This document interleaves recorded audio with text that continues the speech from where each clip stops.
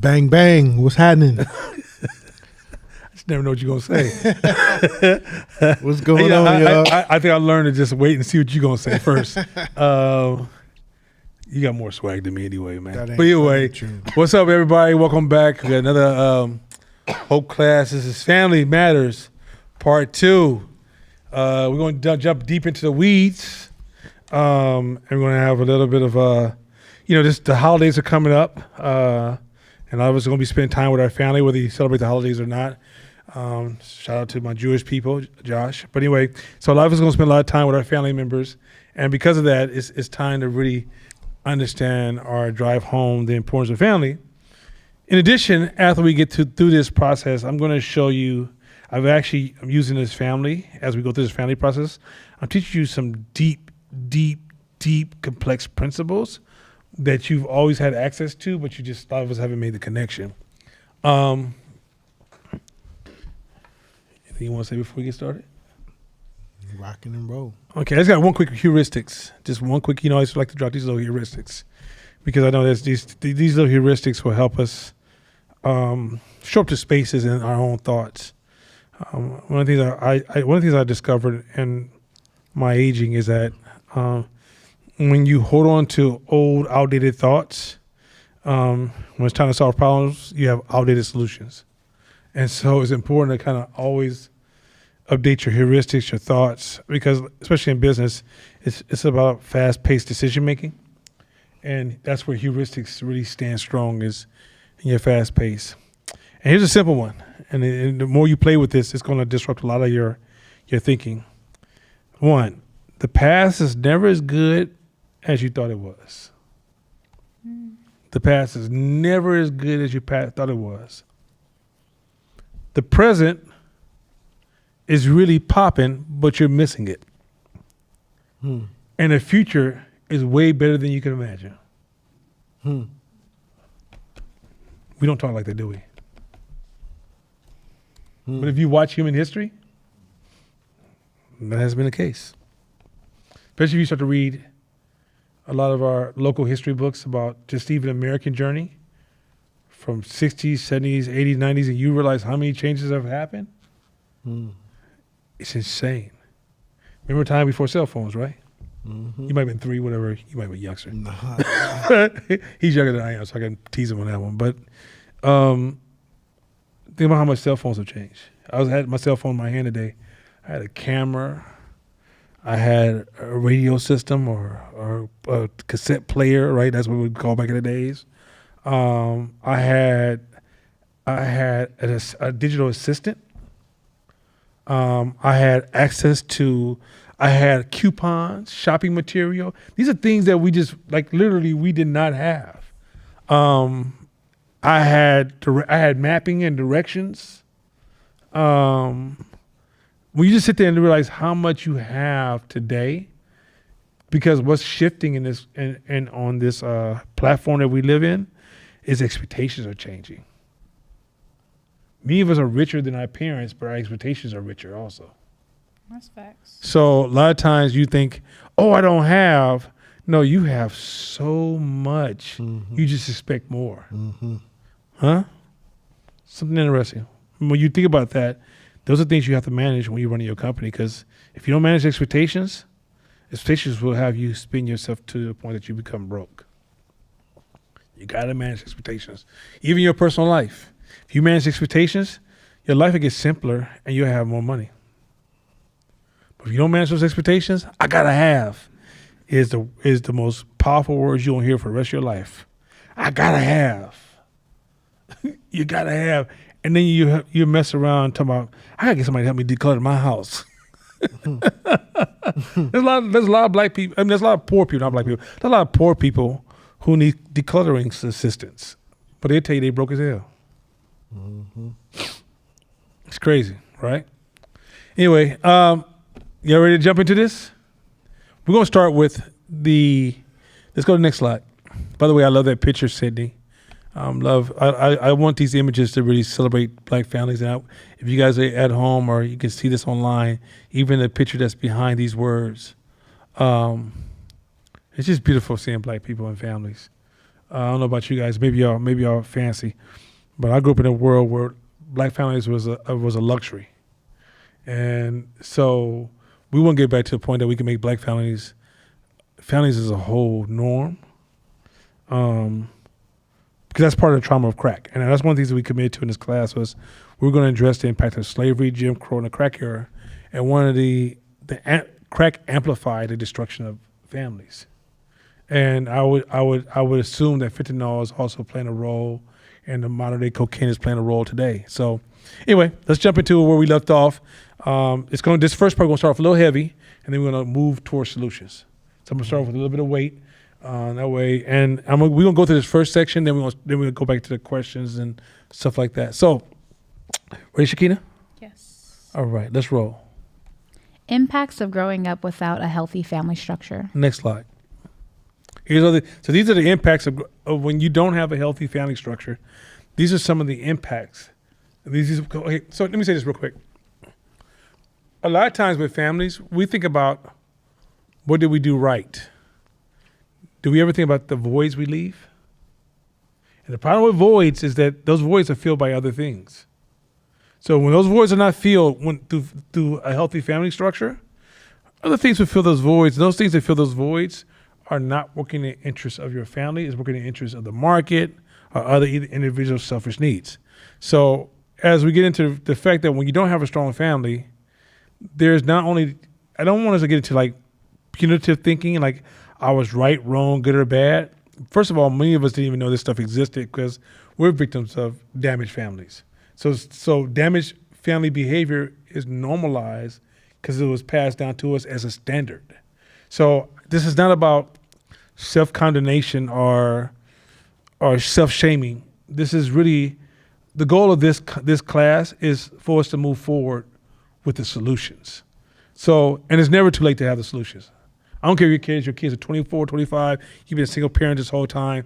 It's never too late for the solutions. And I think if anything I want to get from these classes is that we're driving solutions, not focusing on, I remember when you and you, because even some of that talk, there's another phrase I want to say before we get started. You got to learn to be wrong to save your family. I've seen families, everybody's so right, they split. Mm-hmm. You got to sometimes just be wrong to save your family. Mm-hmm. So this whole idea of being right and driving a point home, my wife said it, she said this hella dope. Me, Shakina, and Shakira was all talking. She said, you got to look at family like Christmas. It ain't real, but it needs to be that sacred to us. And it ain't gonna always be perfect. All the members ain't gonna be perfect, including you, but you protect it the same way you protect Christmas. Well, no matter what you're going through in life, you guys still celebrate Christmas every year, right? So no matter what you're going through in life, you make sure you always put family first. All right, so let's get into what happens when you don't have family. Go ahead. Unstable sense of self. Identity confusion. Family is the first mirror of who we are. Without it, identity becomes uncertain. I'm sure you could tell we're in an era of identity issues. And I ain't talking about the him, there, they, them category, but I think with everybody's fighting for identity issues. And you can see, which we're getting to why, you see where I'm making this connection. Keep going. I won't do it yet. Go ahead. Individuals may struggle to define their values, purpose, or boundaries. Mm-hmm. What you've seen, I've had stuff taught whole people. I've had classes where people say, what is boundaries? How do you develop boundaries? Keep going. They often seek belonging through external validation, relationships, work, or image. Mm-hmm. This can lead to shape-shifting behavior. What do I need to be loved? When the home is unstable, the self becomes negotiable. Hey, a lot of back in the days when it was coming up, before I told you my father, this is not, I'm not bragging about this, but I have to put it in context. I told you my father was a professional pimp. And I do mean professional pimp. It was just crazy. I got pictures of him winning awards. Crazy. But they will often find women who had unstable families because they didn't use drugs back then. And that lack of self-value created a pathway for him to do what he did. So, and I would argue that today we're all prostituting ourselves who are coming from unstable places. We often find ourselves prostituting ourselves to some of the highest bidders. Men, women, children, and all. Next slide. Difficulty forming and maintaining relationships. Now, this is very important because this is something that you see, like we're trying to have a relationship challenge in our communities, but before there's a relationship challenge, there's also a family challenge. Go ahead. Without healthy models of love and communication, intimacy can feel unsafe or confusing. Mm-hmm. Individuals may become avoidant, emotionally distant, or anxious, clingy, fearful of loss. So it means that either you're protective, ain't gonna let anybody hurt me, right? Or you're a little bit too clingy, and you're kind of going too far. You should have left a long time ago, right? But the other one is like when you don't have family. A lot of times, some of us have a cord we pull to escape, and we pull it too easy. We escape so fast. As soon as what you say, I'm out, right? And it's because when you don't have family, what you're really saying is that before you leave me, I'll leave you, right? Or I can't bear the thought of you leaving me, so I'm going to cling to you. Both of those are very unstable. Go ahead. Also, too, is sometimes you just don't have the tools. You don't know what to do because you've never grew up experiencing having to cohabitate. So it's some instances you just didn't know, you don't know how to behave around other people. So that awkwardness to where when things get rough or go bad, then you default to, I could do bad all by myself. I can do all this by myself. I'm better alone. It's not that you're better alone. It's you don't have tools to integrate with anyone. Yeah, that's dope, dude. You really can't see the other side.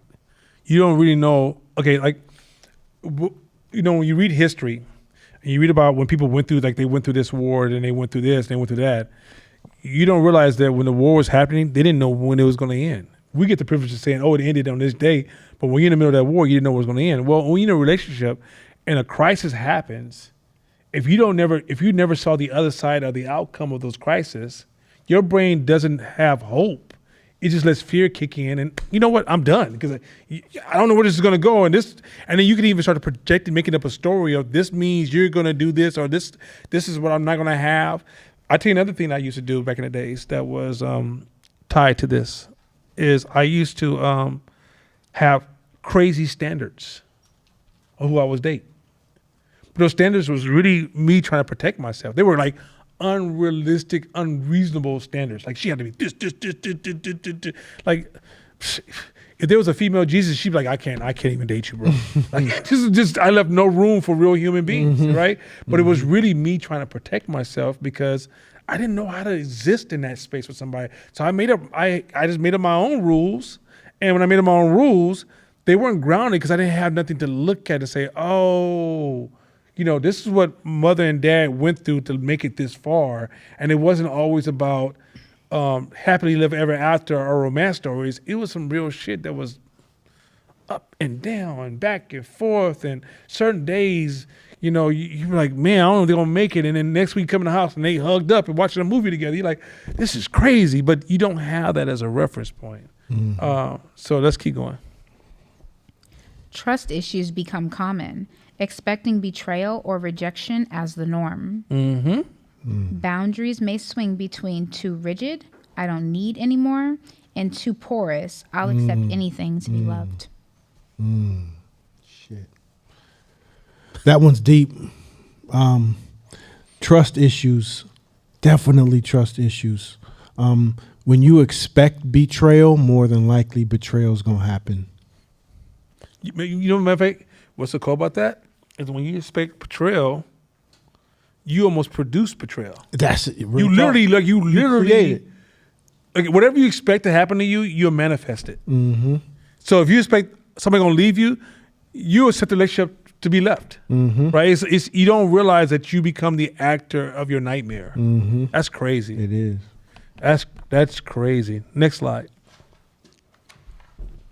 Distorted relationships with authority and hierarchy. This is why. Okay, so I'm gonna be a little transparent. This is why my son is not in my house right now. 100%. And this is why my son can't keep a job either. Because he gets into the job, he sees something he doesn't agree with, and he has no respect for hierarchy and authority. And, okay, do you realize that everybody who's great, everybody you've ever seen is great? Okay, so you know where Apple got the iPhone from? Sony. He learned it from his mentor. His speeches, Steve Jobs' early speeches was Sony's leaders' speeches almost identically. Everybody you know that's great submitted to somebody else. Mm-hmm. Families teach you the value of submission. Mm-hmm. But we're in a society right now is me over everything. And then what happens is that we don't realize the losses we're taking for being so disrespectful to hierarchy and authority. Isn't that some cold shit? Mm-hmm. Like if you tell somebody in today's climate, you need to work on submission, it's almost against all the movements, the Me Too, the Black Lives Matter, the LGBTQ plus movements, whatever the movements are, it's against that. But our greatness comes to submission. Yeah. Yeah. Crazy. Keep going.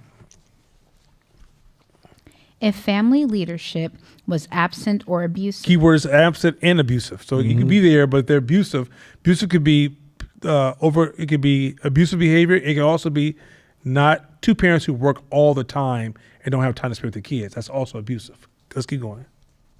Authority becomes threatening or resented. Okay, so now you can see where a lot of these movements are birthed. Authority becomes what?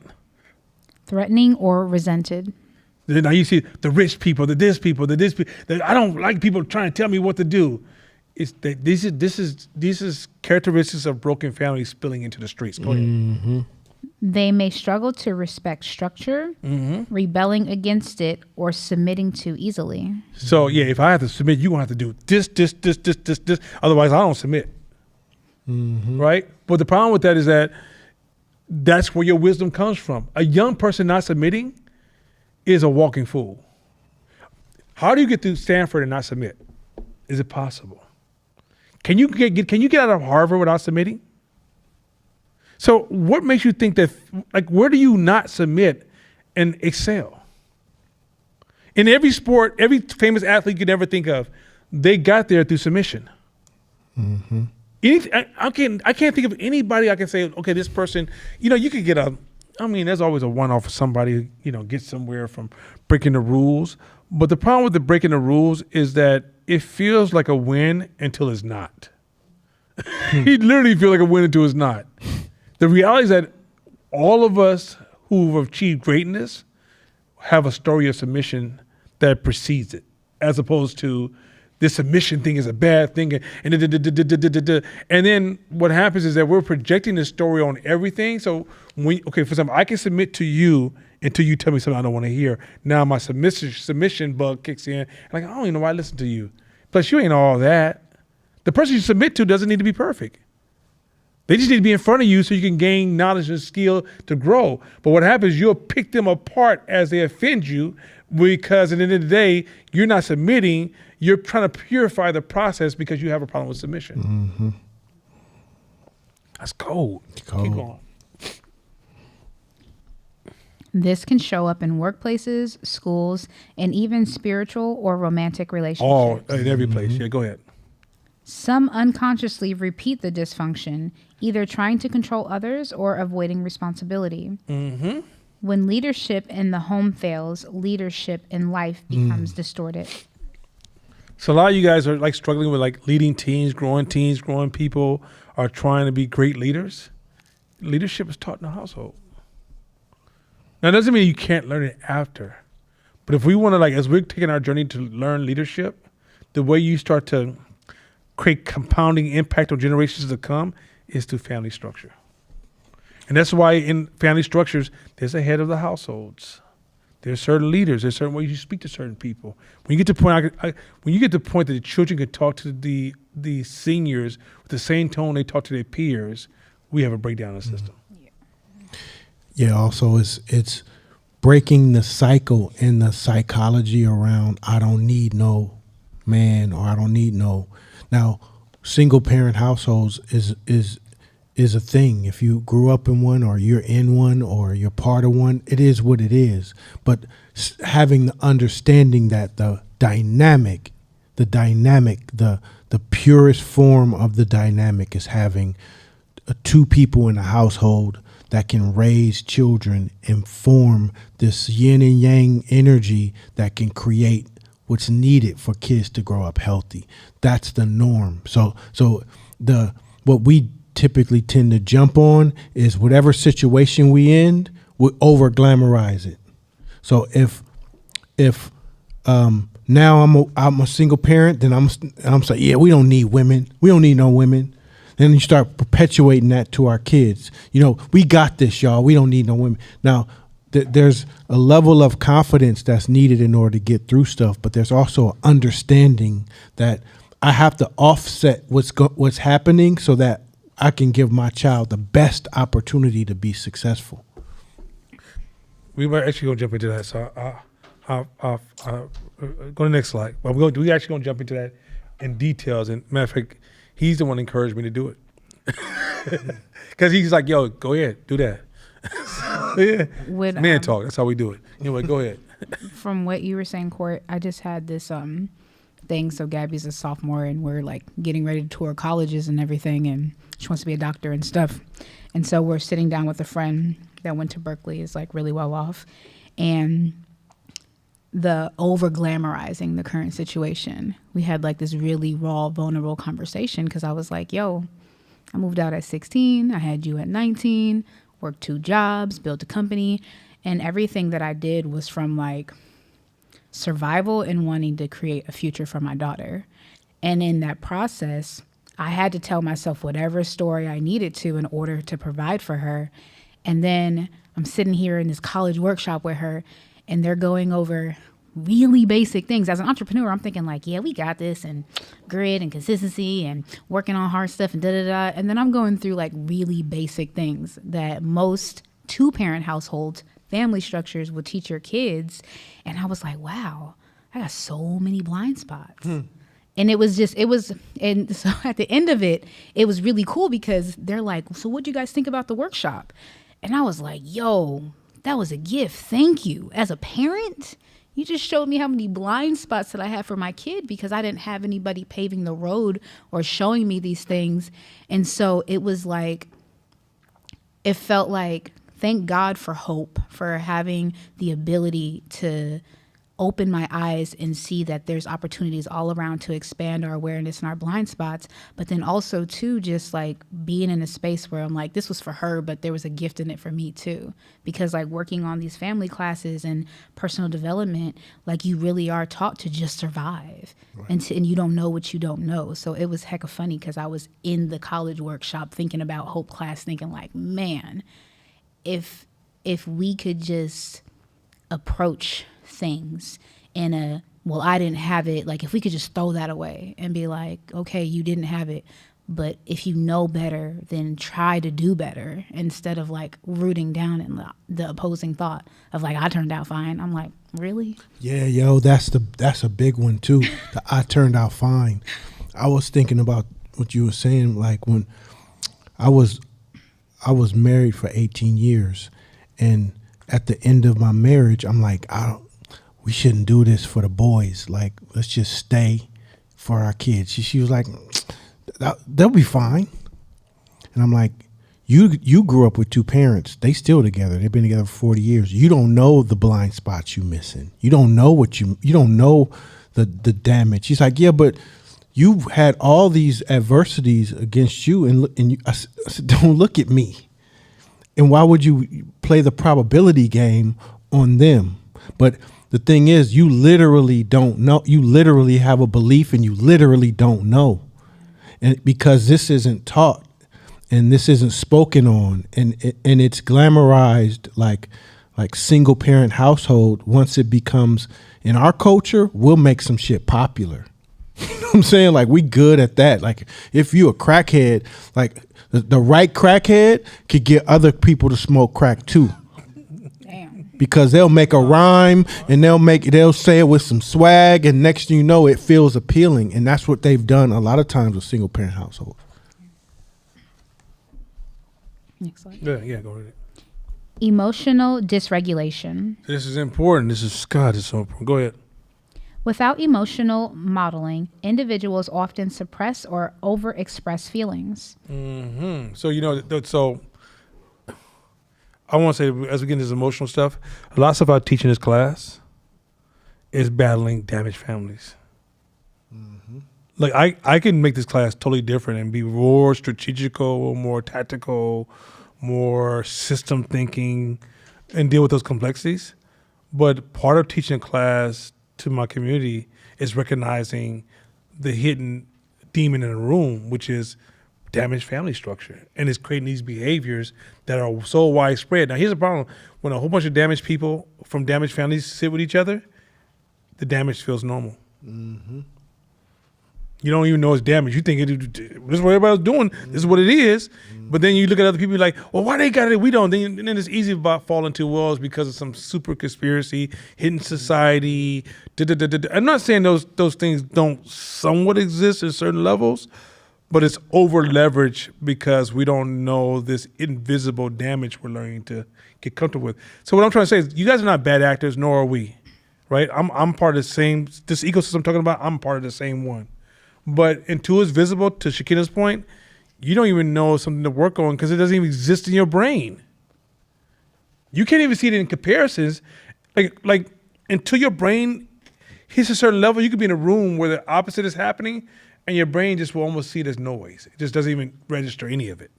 Keep going. Anger, sadness, or fear may appear unpredictable or misplaced. They may confuse intensity with love or conflict with connection. I promise you, I see that where couples think that it's more, people will almost get mad at you if you don't argue with them because they realize you don't care if you don't argue with them. That's a dysfunction. Go ahead. Fight for me. Yeah. Right. Yeah. Yeah, that's Go ahead. crazy. This affects decision making, communication, and resilience under stress. Zach, so remember I told you guys that most of your business decisions are made in emotional spaces. So who you are emotional tells me how you're making decisions in business. Well, a lot of this stuff is worked on through family. This is something that's like we literally have a lot of solutions already built into our life that we're devaluing because we were never told it was valuable. Next slide.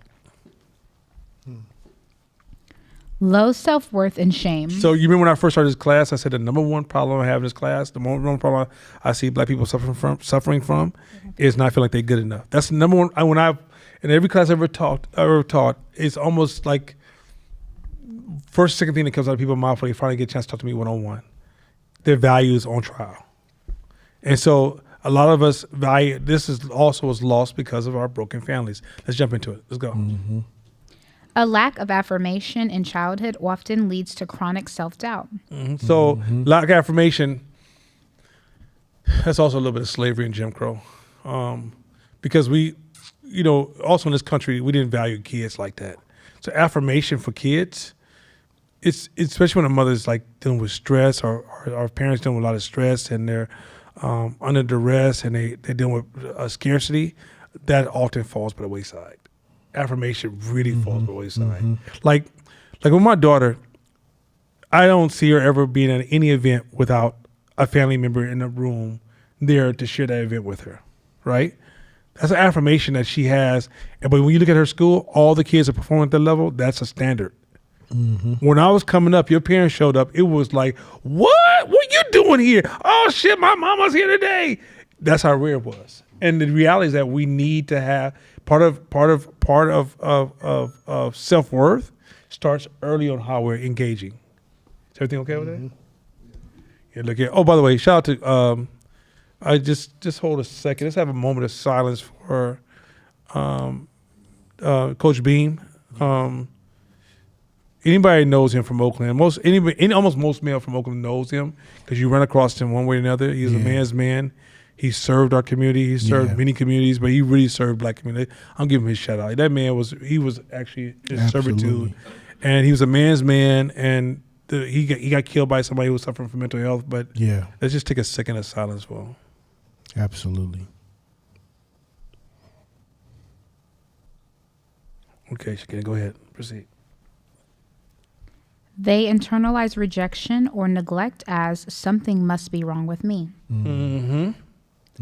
Shame becomes a silent operating system that limits risk-taking and ambition. Even success may feel undeserved or temporary.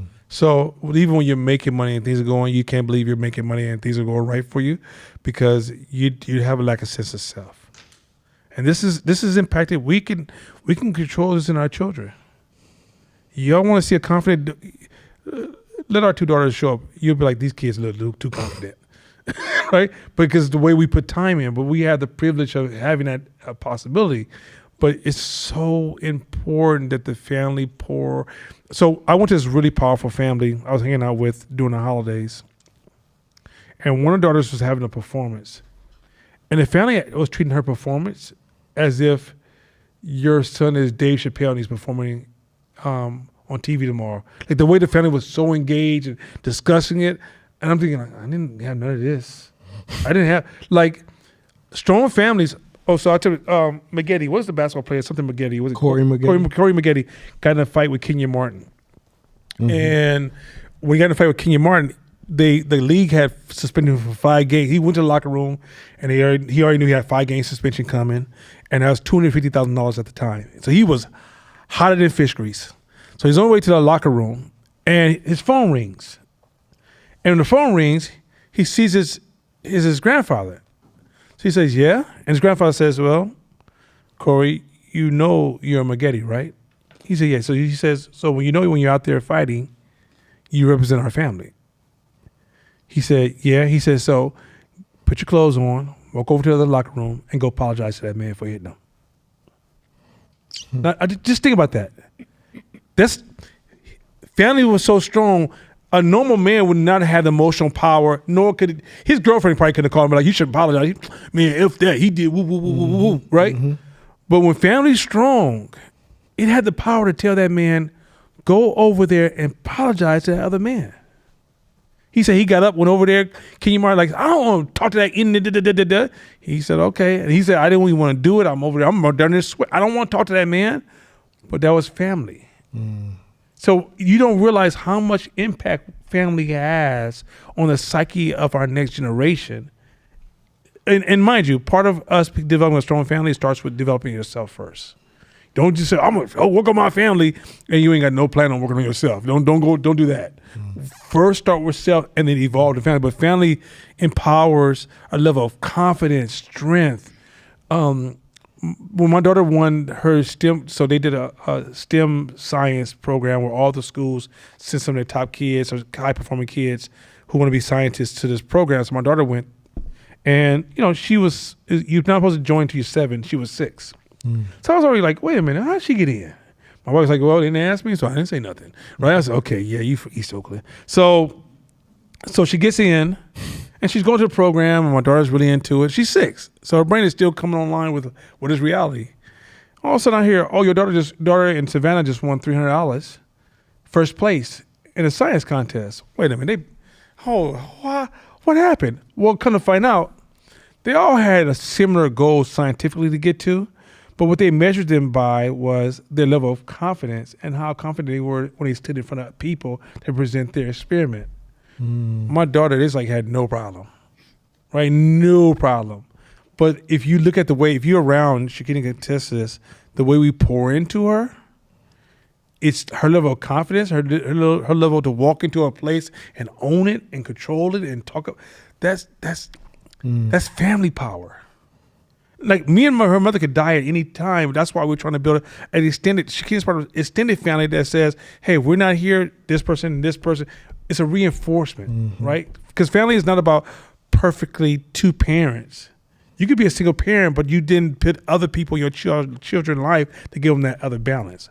I don't want a single parent to feel shame because they're the only parent. It's not what it is. It's a situation that family is not just blood. Family is what you elect. You can elect to build family that's not actually your family. But once you decide you're going to do family is a responsibility. Family is not a brand logo. It's not a logo. Family is a responsibility. Yo, this one is a big one. Low self-esteem, low self-value. Man, that's a big one. That plagues our community and our culture. So you want to go drive down East 12th? That's low self-value. That's low self-value. You want to see, you look at YNs, that's low self-value. Because if a kid thinks, and some of us used to think this way, I'm not even going to make it to 21.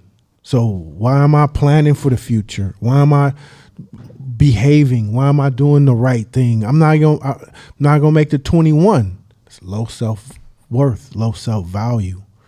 So if everyone's making these low self-value decisions, that's partly why we're in the mess we're in as a culture, is because our families did not give us tools to raise our self-value. And even if we've had parents in our household, some of you guys may have had both parents in your household, there's a highly likelihood that they didn't have the right tools to give you those affirmations, to give you confidence.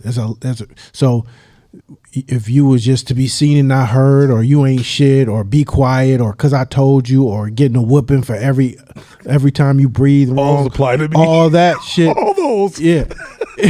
That's what you said. So that perpetuates low self-value. Damn, I get beat on every time I make a mistake, or like I'm not supposed to say shit. So that's whereas I don't know if you ever, like, especially if us black folks, if you ever had that one white friend and you went to that one white friend's house and you like, damn, so he gets to talk back, or he gets to say his opinion, or he's not getting a whooping for that, and like he gets to negotiate with his parents. Like, that's crazy. Like, my mind was blown. Like, damn, he gets to negotiate with his mom and dad. Whereas it's not even, we already know what it is. Like, if you talk back, you getting popped. So the low self-worth, low self-value is instituted into our culture, which when this brother started off saying, hey, first day I ever met him in class, he was like, hey, y'all, don't spank your kids. And it was hands raised, and well, hold on. What about if they just bad? What about trying to find the outliers? And all we're trying to say is you're perpetuating low self-value and low self-worth in your kids when you beat on them for making mistakes. Next slide. Hyper-independence or codependency. Mm-hmm. Some overcompensate. I'll never rely on anyone again. Leads to emotional isolation, burnout, or perfectionism. That's so common. Yeah. I see so many women and men that shows up differently. So for men, the way we distract you, I'm a player. But really, that's what we're saying. Right? And for the women, you see these corporate women who are like, I'm real polished. They the ones that go to dinner, all four of them are always having dinner with their girlfriends. And they're very independent and I ain't relying upon no man, but that's really a damaged behavior. Because I didn't say you have to rely upon that man. Yeah, like that man wasn't good for nobody. But even why you chose him was even your reason you chose him was some distortions. Right? But even, matter of fact, when you find a good man, you might even be bored with him. Because you expect a certain type of experience because of your personal trauma. Don't do that. Keep going. That's true. Others become overly dependent. I can't function unless someone loves or approves of me. Leads to manipulation, clinginess, or loss of identity. So you constantly are trying to, it's a form of people pleasing on steroids, which is you're trying to get people to accept you, validate you. And if like, even when you see it online, they're posting online they really are hungry for those likes. They don't know how to live in a world where every day is just enough. They got to get approval. They have to be loved. Like, if you're in a relationship with them, do you love me? You ain't told me you love me today. Do you love me? I'm just, how do you feel about me? Sometimes I feel insecure because you haven't said you love me in like 24 hours. I just don't know what's happening. Yeah. Boy. Go ahead. I'm out. I ain't do that shit. Both are trauma responses. Opposite ends of the same wound. And matter of fact, sometimes those people date each other really, really well. Next slide.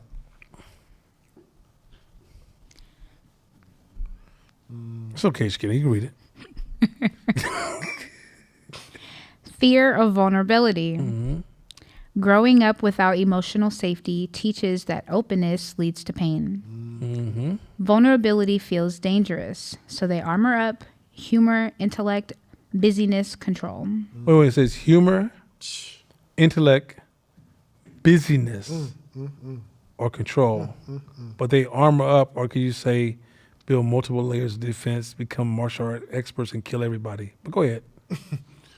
Those people who say, I'm a control freak. I'm a control freak. They fear vulnerability so much that as an adult, they want to take control of everything because they never want to be caught slipping again. Go ahead. They may confuse vulnerability. I don't like this slide.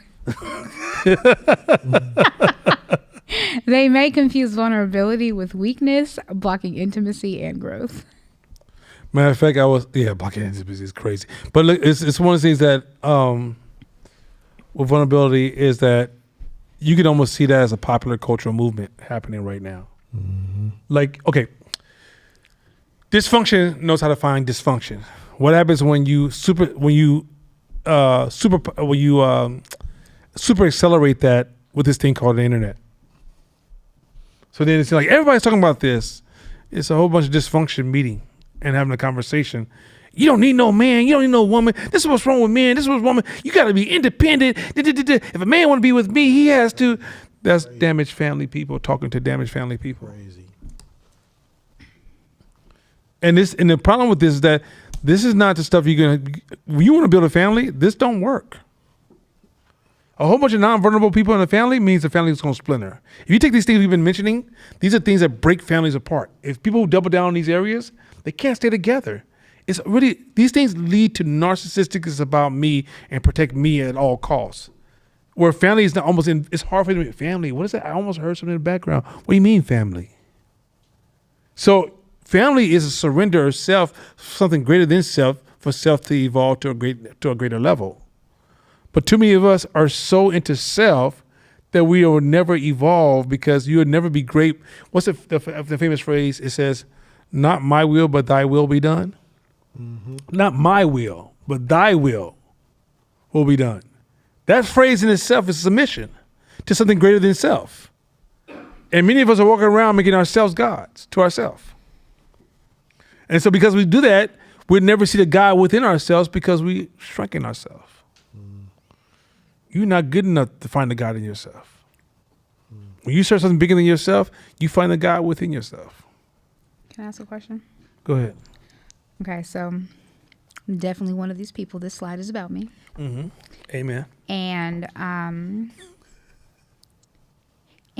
I can have like compassion for myself and realize that like I can identify that this is where my current mindset is anchored at, but it's also not where I want to stay.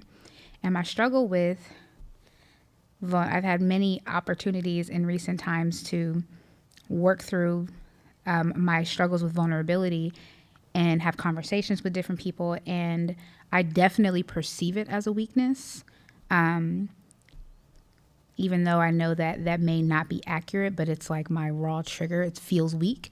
And I think that one of the reasons that it feels that way is because, like you said, oftentimes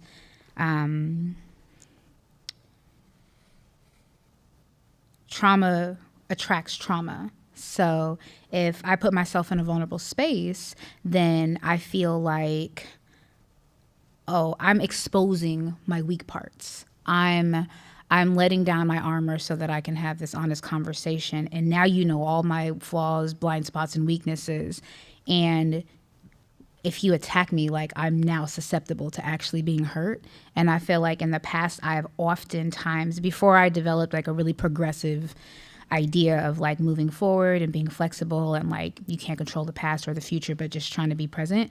But I feel like oftentimes me being vulnerable did lead to me getting hurt. So I have a really challenging time with doing that now when I have a lot to lose. So it's a very big emotional struggle for me, because I'm like, well, if you hit me back then, I didn't have shit to give up. I got companies and employees and kids. Like, I have a lot to lose now. So it's a big struggle to even figure out like safety and vulnerability, because you don't know if it is. Okay, I'm going to actually go somewhere you might have missed, but it was implied in your comments. If you told me about my weakness, what do you think my response would be? How do I get stronger? Yeah, but do you think I would shame myself if you acknowledge my weakness?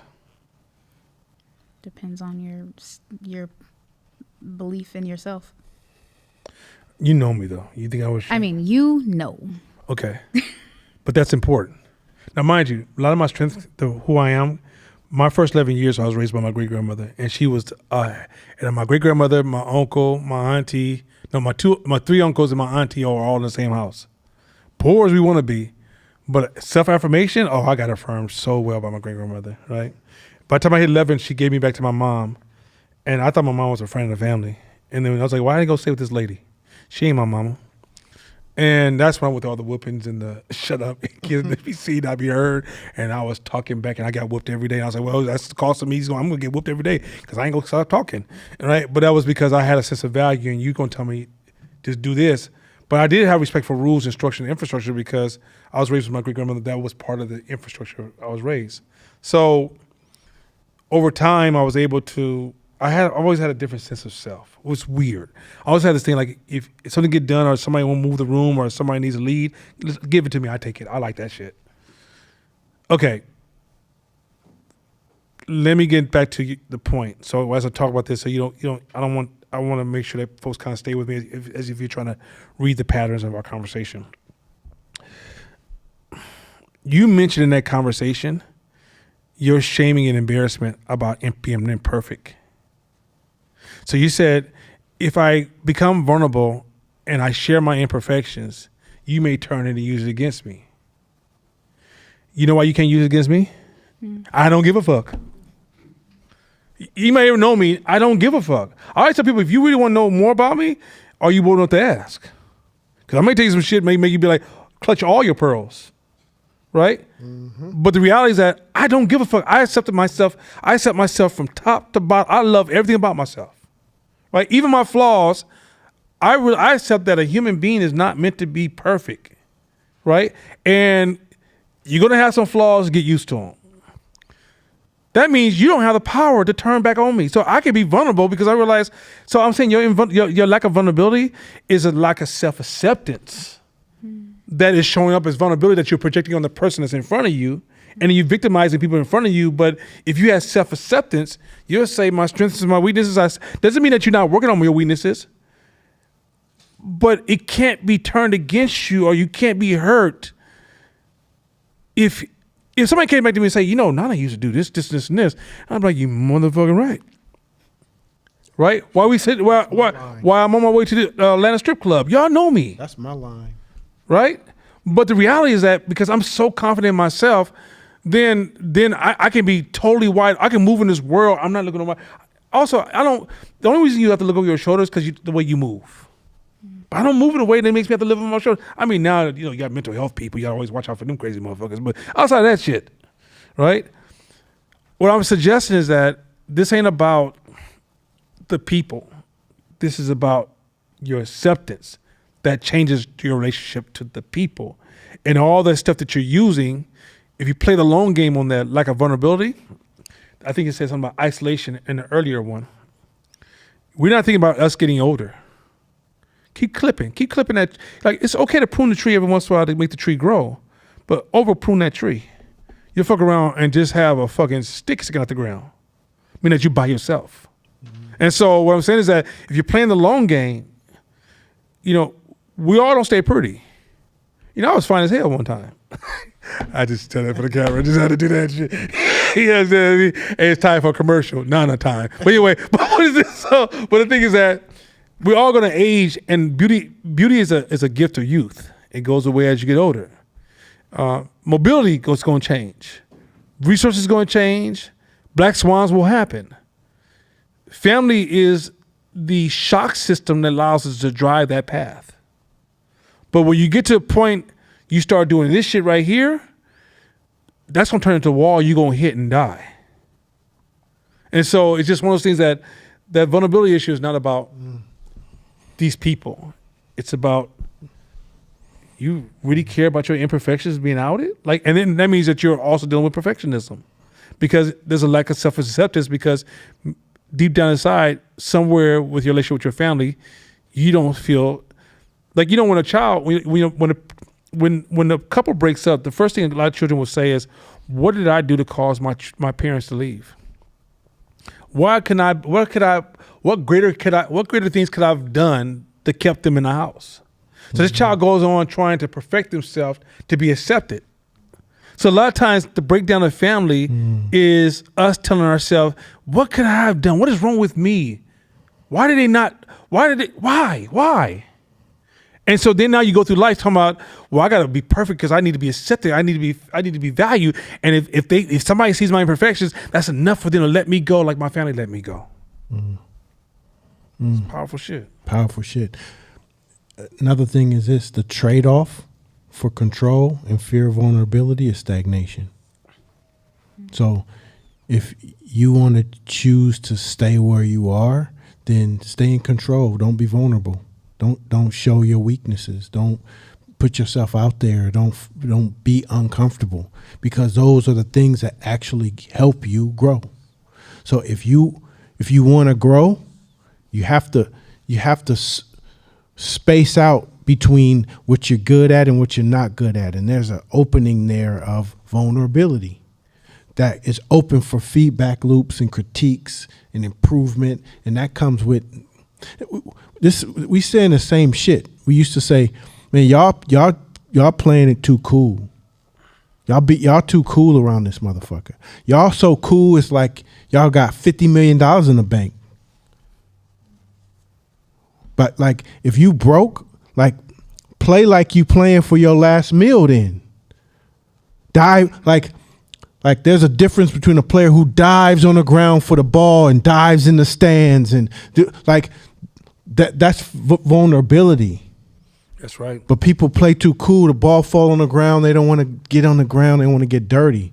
Too cool. And that what ended up happening is you stay in the same place. That's right. And we gotta grow. That was dope. Actually, that was dope. Next slide. Distorted perception of love and loyalty. If love was conditional, they learn to earn affection rather than receive it. So a lot of times, mama teach you, if you have a good, strong mother, she'll teach you love is not to be it's not meant to be earned. It's meant to be given. That's a powerful statement when y'all really process that. Go ahead. They may tolerate mistreatment just to feel wanted. This is a very, trust me, this is actually an epidemic. Damn. I see this happening all the time where women are tolerating. I can't begin. I have so many stories that I'm not going to take up the class time, but I've seen many stories, countless stories of people highlighting in relationships how they receive mistreatment, but normalize it because in the end, they are with the person. And that's enough. I'm with the person. Go ahead. Loyalty can become self-sacrifice, staying in unhealthy environments out of fear of abandonment. So I remember Shakira, I tell this one story. Shakira went on a hike with us, like a whole bunch of these women. These are all working black women. And they all went on a big hike together. And these women were like ripping their men apart. Oh, this man, he did this, and this one dude cheated, and the other dude cheated with another man. It was just all kind of stories just running, right? So Shakira listens to all these women talking, and she thinking, they gonna bring the hammer down. Shit. They just needed somebody to talk to. They were going home, that man. One woman, this dude was cheating so bad. She came home from one of the hikes, and he left. And he was no good for nothing. And she was devastated. because she was abandoned.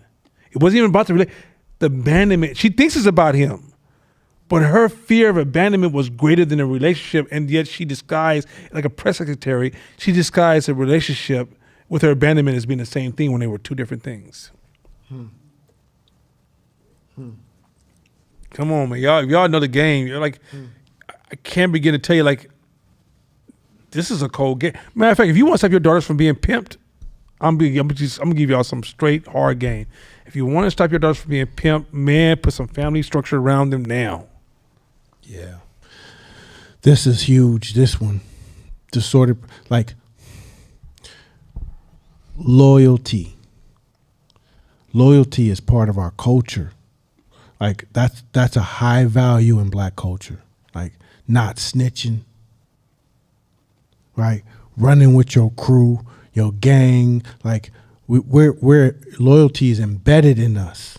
It's weird how we're embedded with loyalty to certain things that are intangible.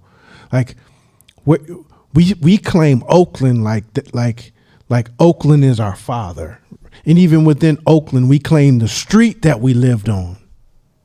Because we loyal, that it's embedded in us. But sometimes it comes from this place of we didn't have a family structure, so there's a void there in having a home, people, somebody to love us. So when we latch on to somebody, oh man, the thought of it's a codependent. We have a codependent relationship, and so that codependency can be damaging, and it will make us be in some bullshit.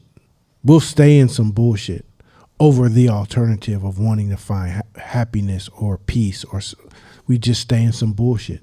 And that is that comes from like the visceral pain of loss. If you ever been in an environment where you saw people you love tore apart, or your father and mother split up, or any of those things, that's visceral in your body. So you subconsciously don't ever want to experience that again. So if you go back to the couple slides, you double dutched, and you didn't want to be vulnerable, but you found yourself kind of vulnerable, and you're like, all right, well, fuck it, I'm gonna do the vulnerability and get with somebody, but this better stay forever, because if we break apart, it's gonna hurt so bad. And that's really the cycle that we in, and that's what makes it so important. Next slide. Repetition of dysfunction. Generalization cycles. Generational cycle. Generational cycles. Unresolved pain often gets passed down unconsciously. This is so important. So a lot of times, the damage your parents gave to you comes from the damage their parents gave to them, and so it's not like, don't look for don't try to define who's a criminal or who's the person that caused this problem, right? It's passed down for generations. Keep going. Mm-hmm. Unresolved pain often. Without interventions, individuals replicate what they experienced, not because they want to, but because it's familiar. So a lot of us are performing or causing damage. A lot of you are on your way to creating damaged families, not because there's no intent. It's just the most familiar. You're just moving the most familiar ways. As a matter of fact, some of the things you've done as damage, you had a whole cheerleader squad talking about, yeah, I would do the same thing. Because damaged families surround damaged. I mean, we're in a community of a lot of damaged families. Go ahead. Matter of fact, I would even argue that the United States as a whole started a me movement, which is I'm more important. My career is more important than my family. So white people are even, like, you can have two white people who are parents, but they never spend time with their kids because they're always working. It's the same dysfunctions. Mm-hmm. So it's not just a black issue. It's multiple, this career over everything tone creates this same behavior. And that started in the 60s. That was a 60s movement, which was the me movement, which is I got to get my career on before. I got a kid, I had a kid child early, but I got to get my career going. And then this is how they twist it. Because at the end, I'm trying to build a career and wealth for my children. It's not. You can say that all you want. That's not how it works, though. Go ahead. Healing requires awareness, breaking patterns, and redefining what family, love, and leadership mean. Hey, when my mom used to, sometimes she would talk about how she wasn't the favorite of the family from her mom. Her mom wasn't fuck with her. And so she would tell her she wasn't shit. And I would listen to her and be like, damn, that's sad. So you wasn't her favorite? No, she would tell me I wasn't shit. And she would tell me, and I'm like, is that why you tell me I ain't shit all the time? She don't even realize she doing it. And it's so unconscious. It's so unconscious that we don't realize that we pass down certain traits because we normalize it. Now, this is beautiful because the opposite is also true, meaning what is healed gets handed down too. So when you heal, you hand that down to your children. That's why I'll never stop trying to grow, because it's not just for me. It's for also all the dysfunction that I raised my children with. So as a light bulb comes on with me in certain things, or things that I've changed throughout my kids' childhood, even after they were out the house, I call them and be like, hey, yo, I just realized I fucked up on some shit. Like, I was wrong for this. I was wrong for this, so don't do this with your children, because we can kill this right now. And as I continue to grow, I'm going to always do it, because it allows us to cut those generational curses, you call them, by our growth and healing within ourselves. It happens. So heal, continue to grow and heal, because it will purify over time your generations. What isn't healed gets handed down. Next slide. Well said, both of you. Well said, Gordon. Resilience and hyper-awareness. The double-edged gift. The upside. Many who lacked healthy structures developed deep empathy, resourcefulness, and independence. So a lot of times it also produces, dysfunctional family also produces other gifts or variables. Like, you really look at like great performers, they don't come from like very stable families. Mm-hmm. Like, let's just keep it real. So there's sometimes it gives you these gifts and these skills, and so it's not all bad, but it is bad. It's almost like, you ever seen like it's almost like how you hear I think Eddie Murphy's talking about all these people that he helped bury. They have these big wins, but they have these big falls, right?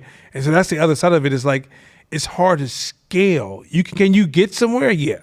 But can you scale and stay there? That's a different conversation. Damn, Go. that's real. Go ahead.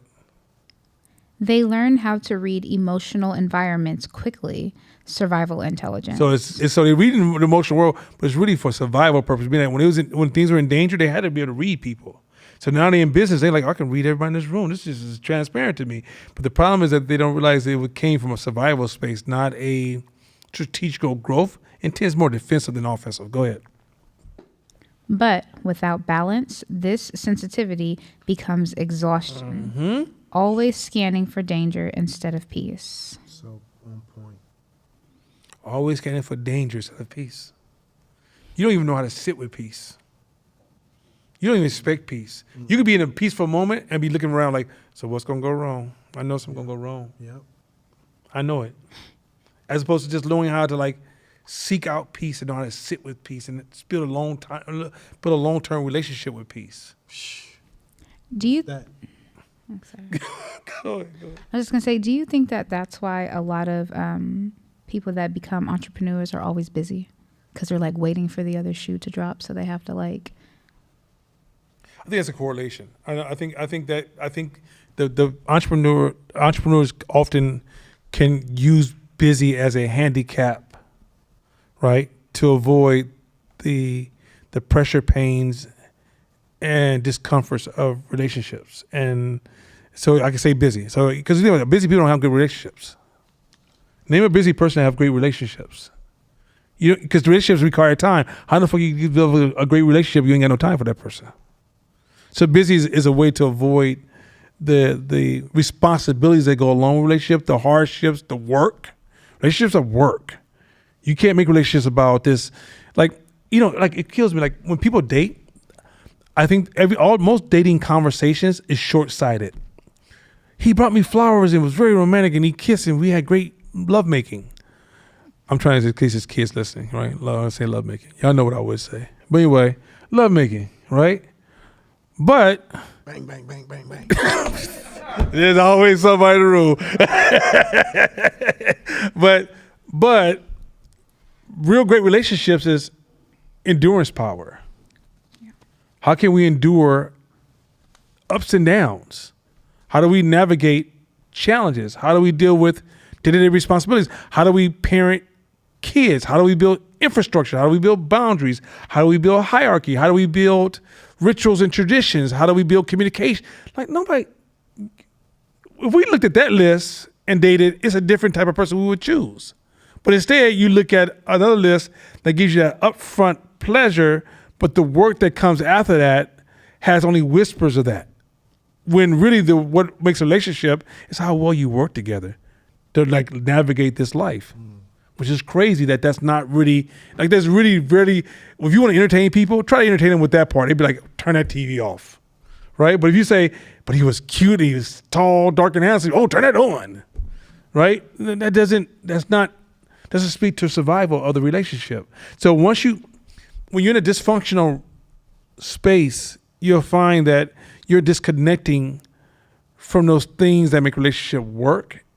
And you'll find you almost, either you're an activist against it or you don't even see it. Why I gotta wash dishes every day? You live by yourself. What the fuck are you talking about? Like, well, I'm just starting there. Yeah, but it just seems so degrading. Oh, yeah, boy. I'm going through that now. Yeah. Oh. He went to testimony, self-testimony. I think we lost him for 4 seconds. Hey, it's like I'm watching my life through all these slides. That's why it's like this has to be a class where we're sharing, because I haven't mastered one of these slides.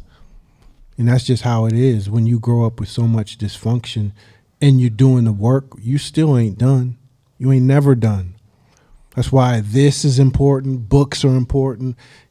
Healing, your spiritual practice is important, because if you go hard, you still may not die with all these things fixed, but you'll definitely increase your chances.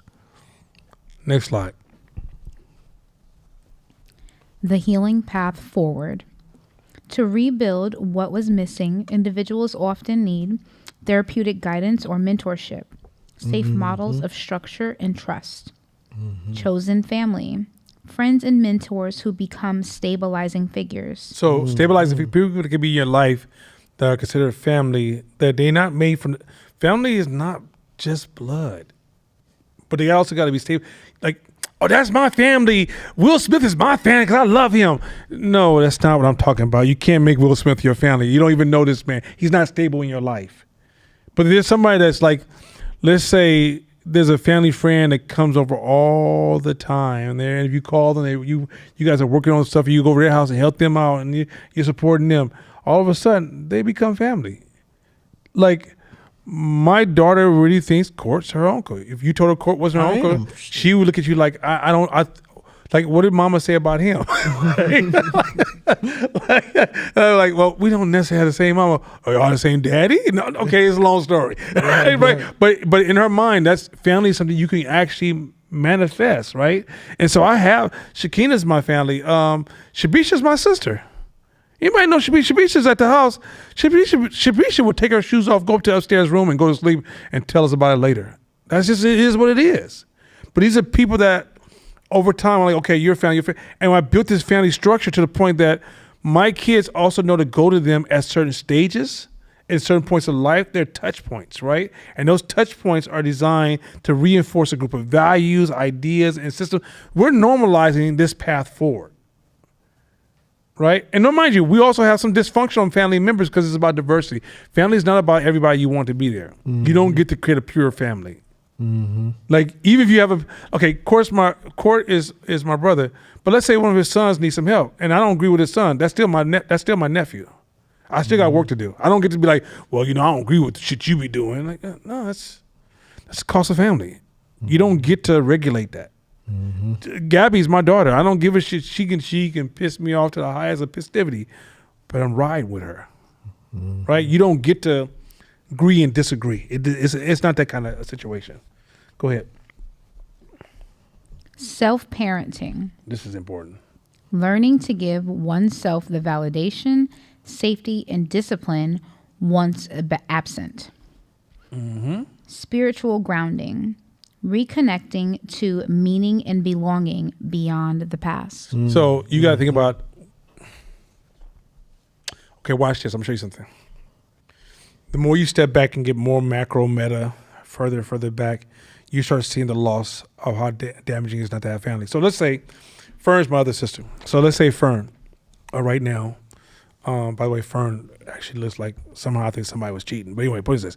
So say Fern, let's say with Fern,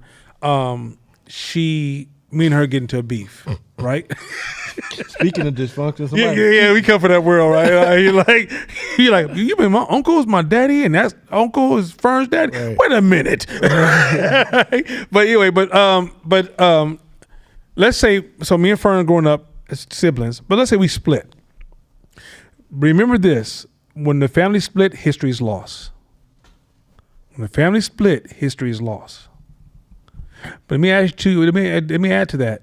So let's say me and her don't like each other and we just tolerate each other. But I have a kid and she has a kid. And those kids are phenomenal kids. But because we held our relationship together, they're close cousins. Now, as they grow, they economically are sharing opportunities to help each other be stronger. But when we split, I promise this is happening already in my family. My kids don't know your kids. I have a cousin, Quincy, I can't reel him in no matter what happened. I gotta tell you about Quincy later on. But Quincy, I can't reel him in no matter what's happening, right? His son is a high performer in basketball. He can hoop, that boy. I ain't never met him a day in my life. His family. He's my first cousin. His mother and my mother are blood sisters. And we all grew up, but because our family split because of the crack era, I don't know his children. His children, if they saw me walking down the street, they wouldn't know the fuck I was. That's what happens. So even in family, sometimes when we're staying close, it's to protect the generation we don't have control over. But you got to think about something bigger than yourself to even understand that ecosystem. Otherwise, if you're caught up in your feelings, you're only thinking about the last time you was burned, and that's all you have. That's all you have. Here's the thing with family. Family doesn't mean that let me say this real quick before we go to the next slide. Family doesn't require for you to go back and re-experience the victimization, because some of your families are victimizes you. They will victimize the shit out of you. What family means is that you protect touch points. You heard what I just said? Touch points. Touch points. Doesn't mean I have to go back in your house and have you call me a mother. I don't need to go sit with the weed and drinking alcohol, smoking, all that kind of stuff. We just have touch points. Because I'm investing in the future. I'm understanding family and the future of it is important, not our situation. Because some of y'all rather be right than have family. Hey, I'll tell you this, vulnerability. Our family was nuclear bomb with crack, right? Crack nuclear bomb came in our family. So, and our family split up into 3 sections: the dope dealers, the dope fiends, and the people who went to church and didn't want to be bothered with neither one of it. That was the 3. And so my father was affected by both of these sides, and he ended up being caught up and getting hooked on drugs, right? So by the time I grew up to 9, 10 years old, I wasn't even allowed to speak to him anymore because, I would see him occasionally walking down East 14th or somewhere, but I wasn't allowed to even speak to him. And he'd be like, "Courtney, get over here, boy. Come here. I'm still your daddy. Come here." And I walk over there yes, you got some money on you, got some weapons on you. He'll shake me down. But the point of that is, once the family split, in my mind, I didn't have family. I didn't have no family. The 3 groups couldn't stand each other. So I was looking around lost in terms of family. Now, once my father had passed away, I realized that I had about 30 cousins in Richmond and San Francisco on my dad's side. But because he was the bridge, I never met him. So I'm like, who is all these people? And I'm related to it. And they creatives like my dad, like me. They got drum circles and they like do all kind of other fun, creative things and get-togethers. But as an entrepreneur, I wasn't even in a position to spend time with them. Even though I found them, I wasn't in a position to spend time because they would be inviting me to something every weekend and I got to work. I got an entrepreneur. I got to do this. I'm trying to build a business. And so like sometimes family can go over your head if you're not positioned mentally to even break the time and take the time to spend with them. So family's an investment because guess what happens? If you're too busy for family and then now you need family. Oh, yeah, don't work like that. Don't work like that. And it's a problem. Then you like, oh, ain't nobody around. No, you didn't make the investments, the small investments over the time. I ain't got time to go. I ain't got time to do that again. They doing it again, but not realizing these are small investments. When my homies call, I'm coming. He does. Because I value them high enough that I'm gonna break what I'm doing and invest the time. What's supposed to say? Next slide. Final thought. Family wounds shape how we love, lead, and trust, but they don't have to define our destiny. Healing happens when we consciously build the structure we never had, for ourselves and for others. That's it. You gotta be the conscious leader of building a structure. Next slide. So let's quickly, we're gonna try to go through this one a little bit faster because I want to get to the next section after this one. So let's roll through this one a little more aggressive, but because the next section is going to be a hell of a discussion. Go ahead. Benefits of a strong family structure. Okay. A healthy family structure acts like an immune system for the mind and spirit. Just as your body has defenses against toxins, a strong family gives individuals the emotional, moral, and psychological defenses to filter and resist the toxic elements of social media, music, and entertainment culture. Did y'all hear that? Did y'all get that? Social media and rap music and all these other things that we're saying is having a huge impact only has that impact because of damaged families. Damaged family is a natural resistance to the silliness of social media and hip hop. Straight up. Like strong family, this mental health crisis we're having, a lot of this stuff can be dealt with by family. A lot of stuff that we're experiencing. Go ahead. Even the drugs. Yes. So in other cultures, like drugs came and hit hard our community. They hit our community hard because she's back.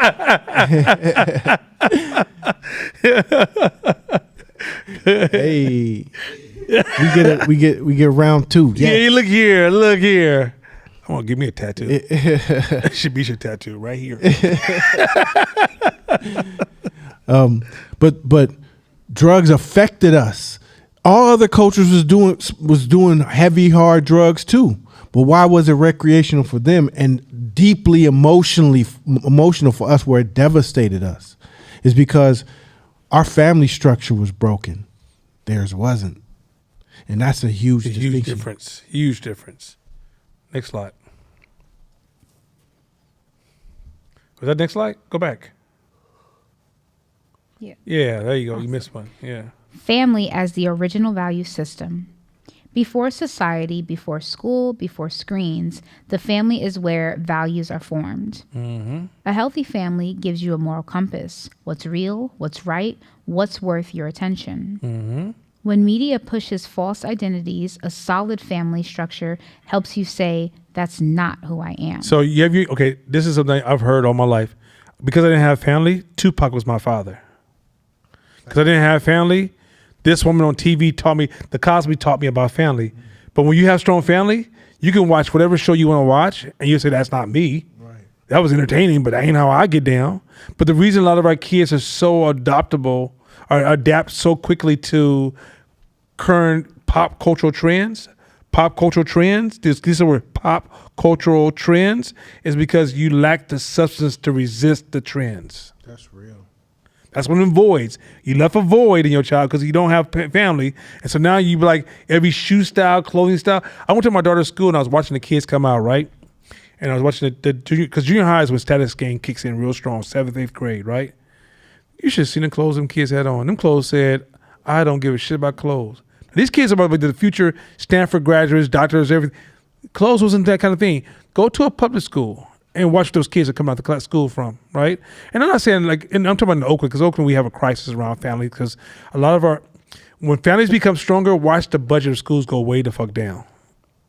Schools are spending a lot of money compensating for damaged families. So the reality is that you start to see like even status and what clothes we're wearing, those are all expressions of problems with the family. I just want you guys to understand, it's like if you, because you won't read this cue because everybody's got kids, teenagers. Oh, that's just teenagers. I hate that phrase. That's just teenagers. When usually teenagers are so transparent, it's just ridiculous. They're telling you all their mental health and all the things they're like walking billboards of what's wrong. But if you don't know how to read it, you don't see the value of their actions. You just go, oh, they're just teenagers. No, they're telling you something. There's a communication happening. They're like the canary in the cave, but you don't know to read them because you're used to just comparing them to, you're doing comparisons, not realizing, they're really feedback. Mm-hmm. Keep going. Oh, go ahead. Go ahead, Josh. You got a microphone? There's one on the table.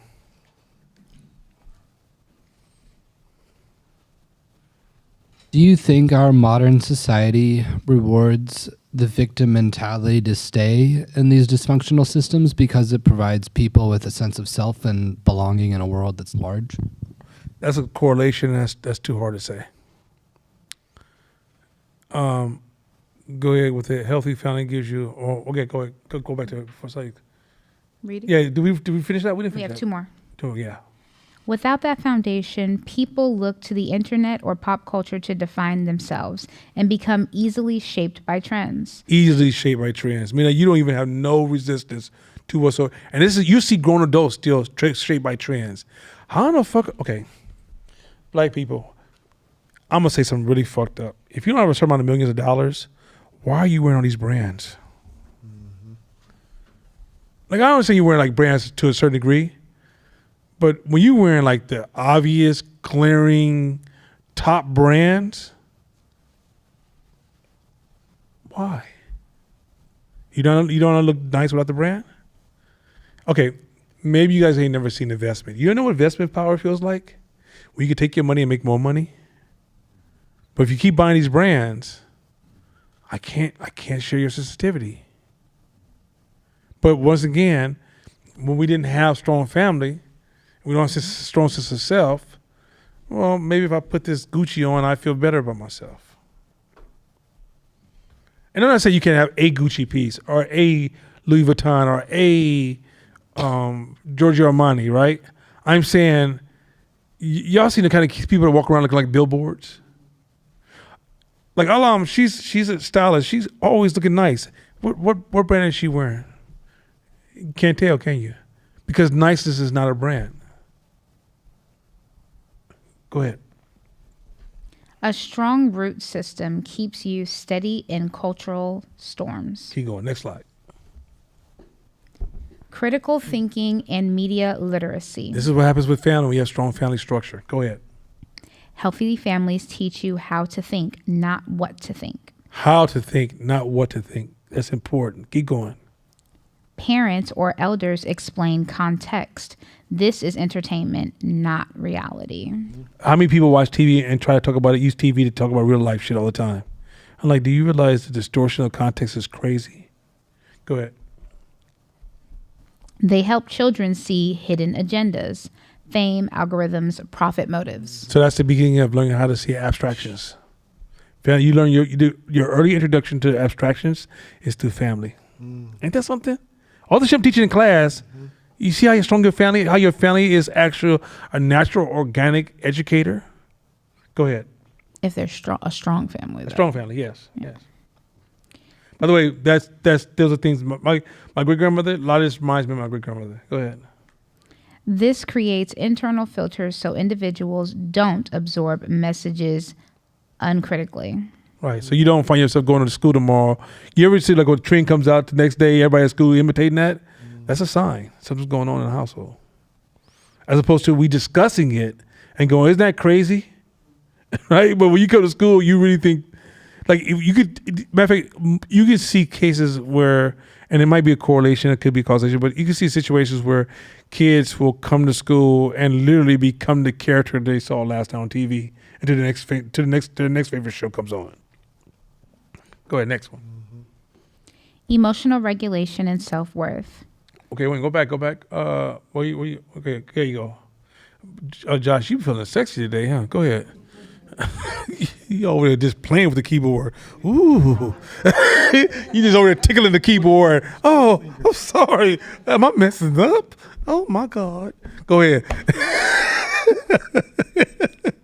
Don't tickle that keyboard, Josh. Go ahead.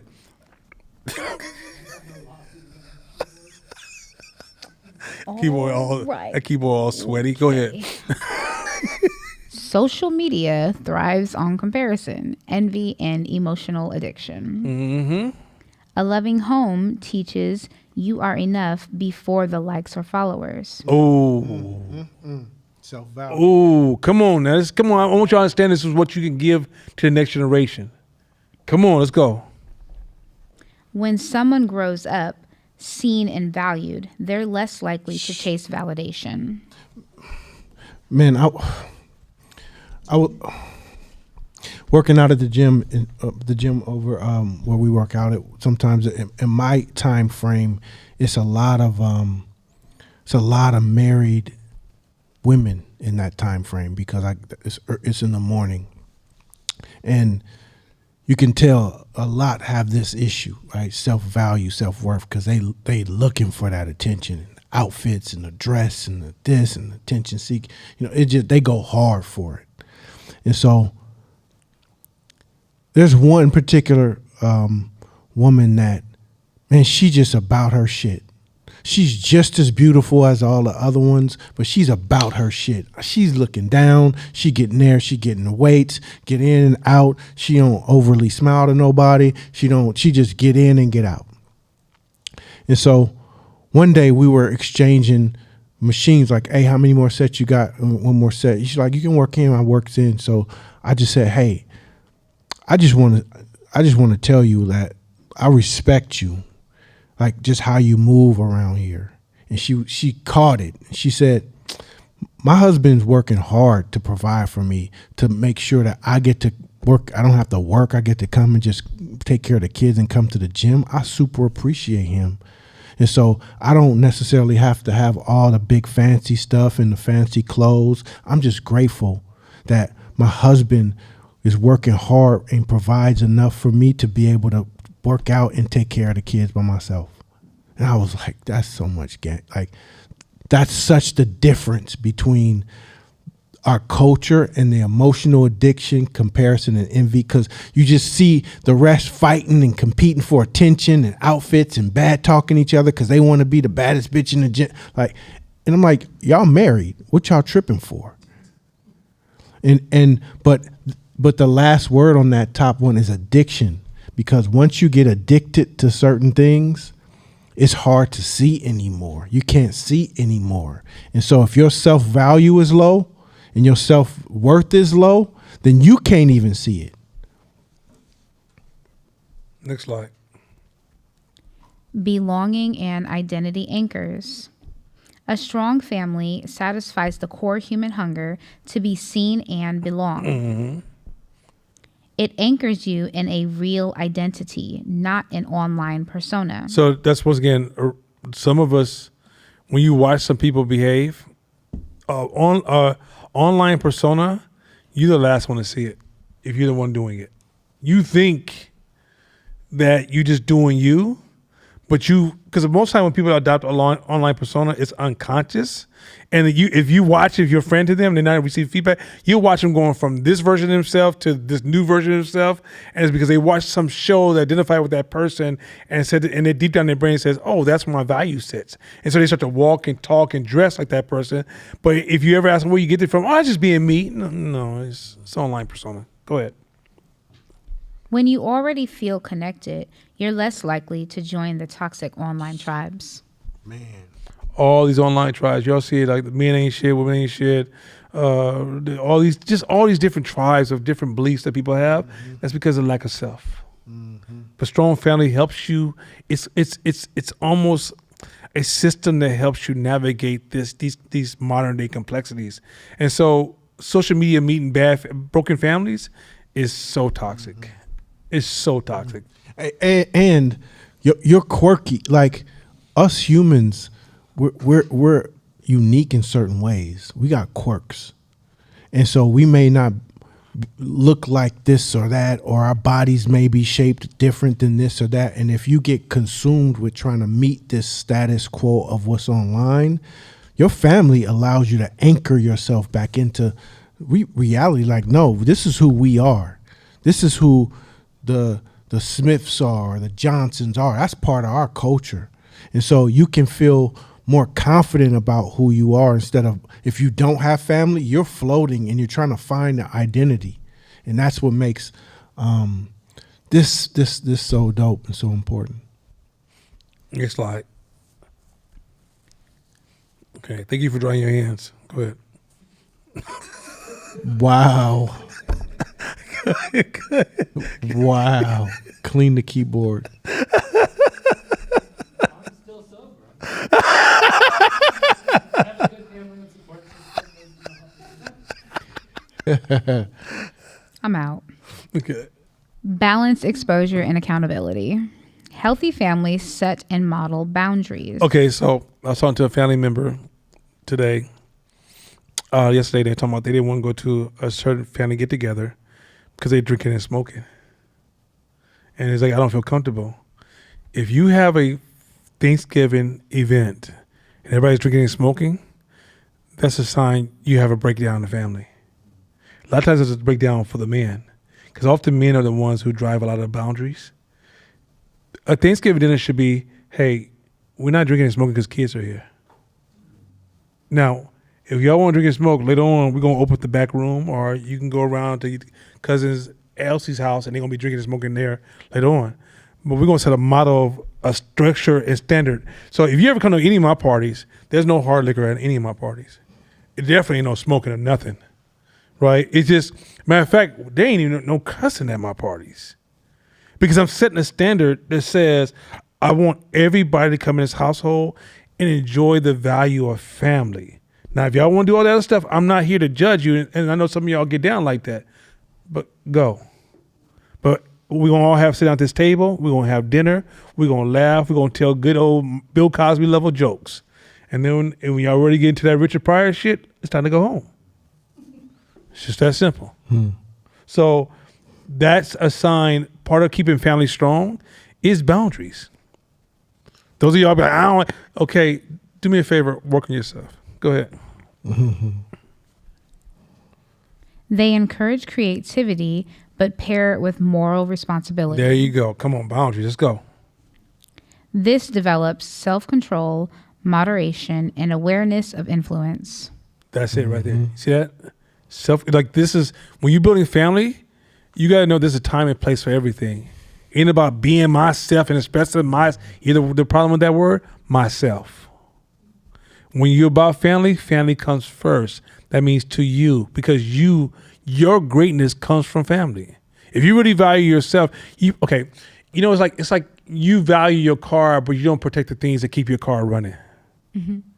So then if you value your car, but you never put good gas in it, you never get it tuned up, you never get it washed, you never change the tires, but the inside of your car is so clean, right? Like that's how distorted we're moving through this world. It's like, your strength, it comes from the family. So if you really value yourself, you protect your family. It's not the other way around. I got to protect myself from my family. You gain strength because of the family. And even if you're the seed of the new direction of the family, then even in that space, in order for you to be the leader of a family, you got to put family first. Matter of fact, I'll tell you this. If you're the hierarchy of a family, let's say you're the matriarch or patriarch of the family, you're going to hold secrets about or stories about each member of the family that if those secrets would ever come out, it'd be hard to process. But you hold those secrets with a plan to keep everybody together. We ain't talking about like some bad secrets, right? You know, like some nephew kills people and Uncle George is a molester. That's not what we're talking about. Those kind of secrets. We're talking about like, hey, you might be broke on some money. You might be smoking too much weed. You might be drinking too much. You might be the dumbest person I ever met in my life. But when we sit down on this day, we're gonna have dinner because your kids may not be. You remember that? Your kids may not be. See where I'm going with this? Family is not for immediate pleasure. It's playing the long game.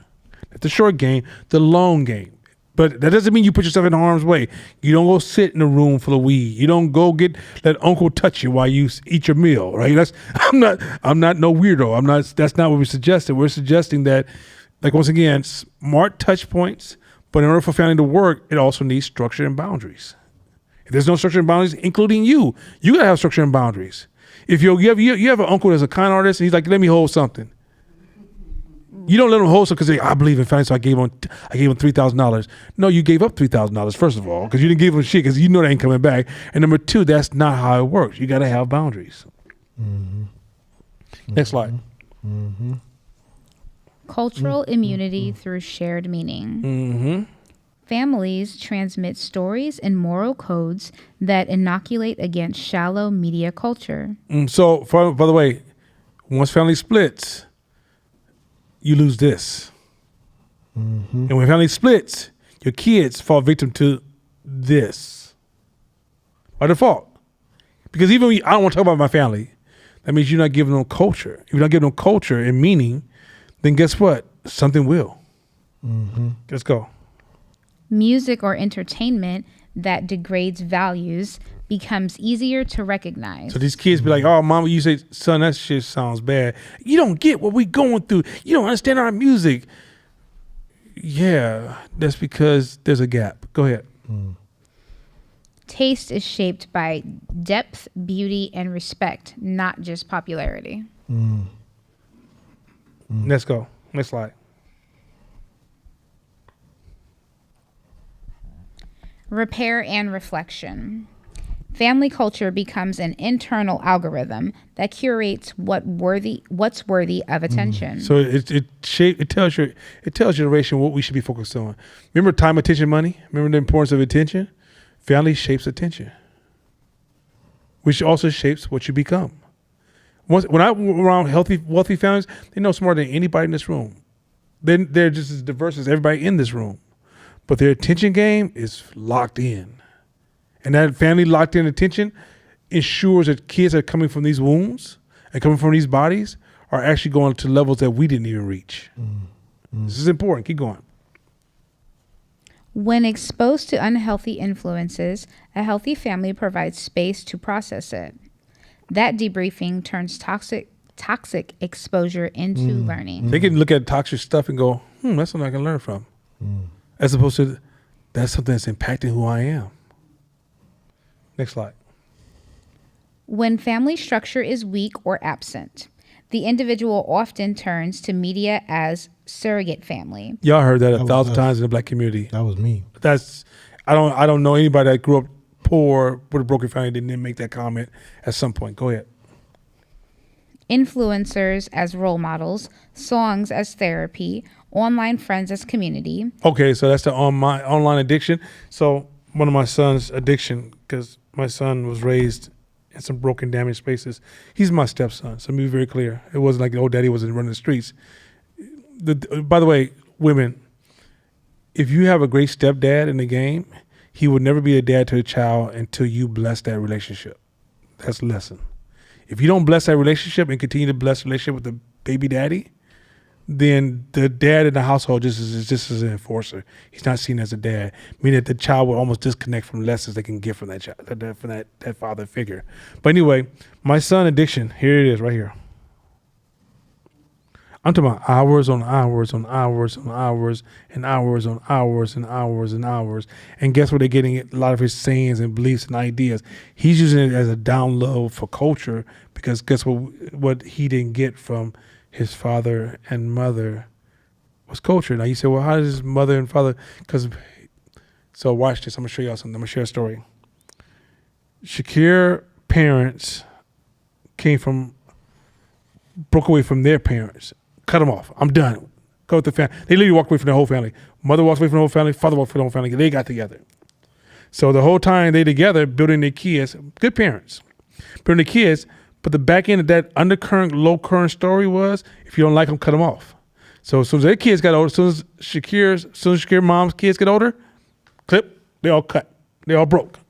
Like literally the whole family was like this. Shakir has a big ass family all over the place, right? And so then Diallo was raised when Shakir was young. When she was echoing, I had to cut them off. So as soon as he gets 18, clip. And so that whole time, they practiced cultural disconnect from the family. And some of the family members said, the streets is more my family than you're my family. Because I disagree when you told me I couldn't have something, or you wasn't there when I want you to be there, which all this dysfunction stuff, right? And so then as they move from, I'm not getting what I need from family to I'm going to the streets, I'm going to my partners, I'm going to my friends, but their friends can't give it to you. So, the other day somebody said this about social media, I wanted to kill myself. These people don't even know you, dog. But in their brain, that's my family. Some people will run a business and I was like, get off the line, stop going online. No, but I need to hear what people are saying to me. What do you think about my business? No, not you're not looking for critique to grow your business or ways to learn your customers. You're looking for online validation. That's a big thing. I will say this too: if you have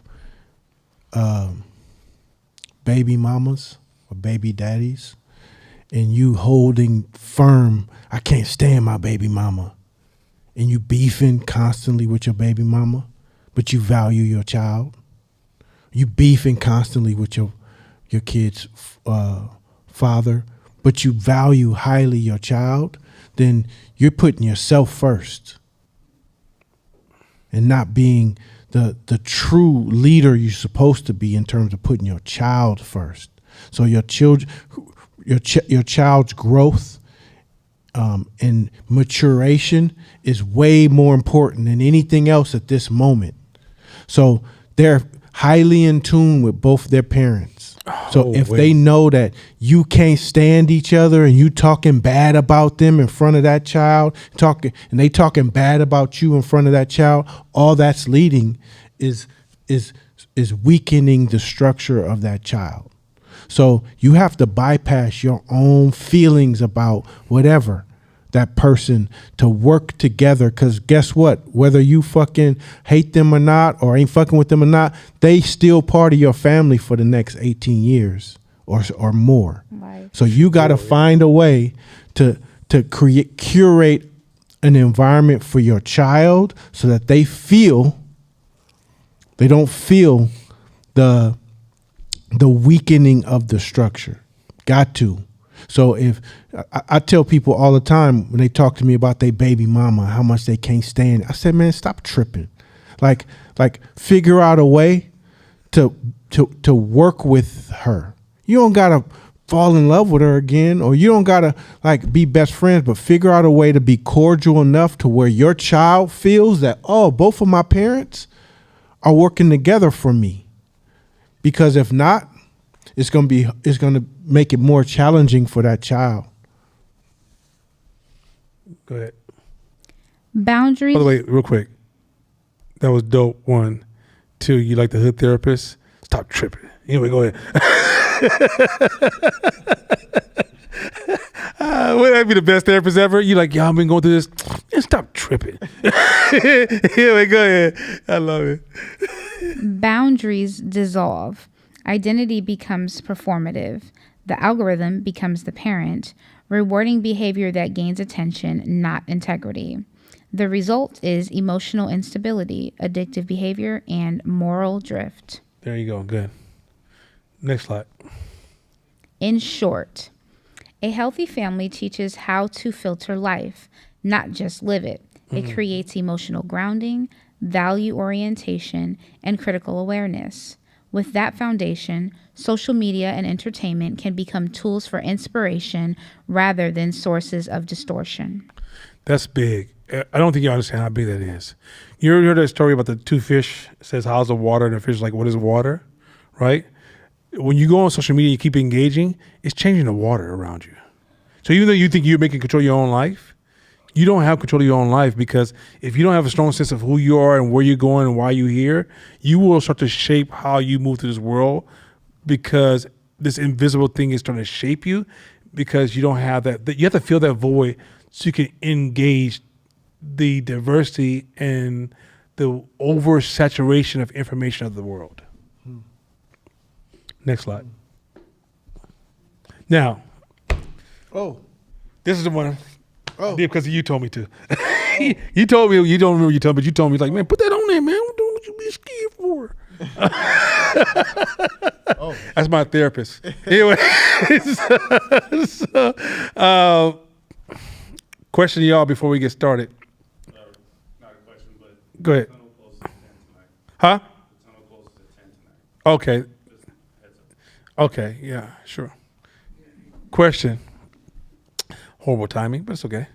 Question. What do you think are the differences between masculine and feminine energy in a family? And here's a chance, because I want us to discuss this, because we've almost removed this as being valuable. A parent is just somebody who just cares. For you, you as a kid, does that really matter like that? I can tell you, there's times I try to switch roles. I got my feelings hurt. Oh, come here, you feel? Where's mama? Get out my way. Damn, okay, well, I guess I'm still important. So, all right. We're going to take about 5 minutes and then we're going to get into this one. All right, I got something. Go ahead. Okay. For me, when I think about feminine energy, I think about like nurturing. I think about being a safe space and being comforting energy-wise. And then masculine, for me, is like having that leadership energy that kind of projects your ability to like decision make and being trusted, and then protective. I think about every time as a little girl when I was scared if my dad was in the house, I wasn't worried because he'd be the first one at the door. What's that noise? You know, as to where if it was mom, I'd be like, where's daddy? You know? Yeah, my daughter does the same thing.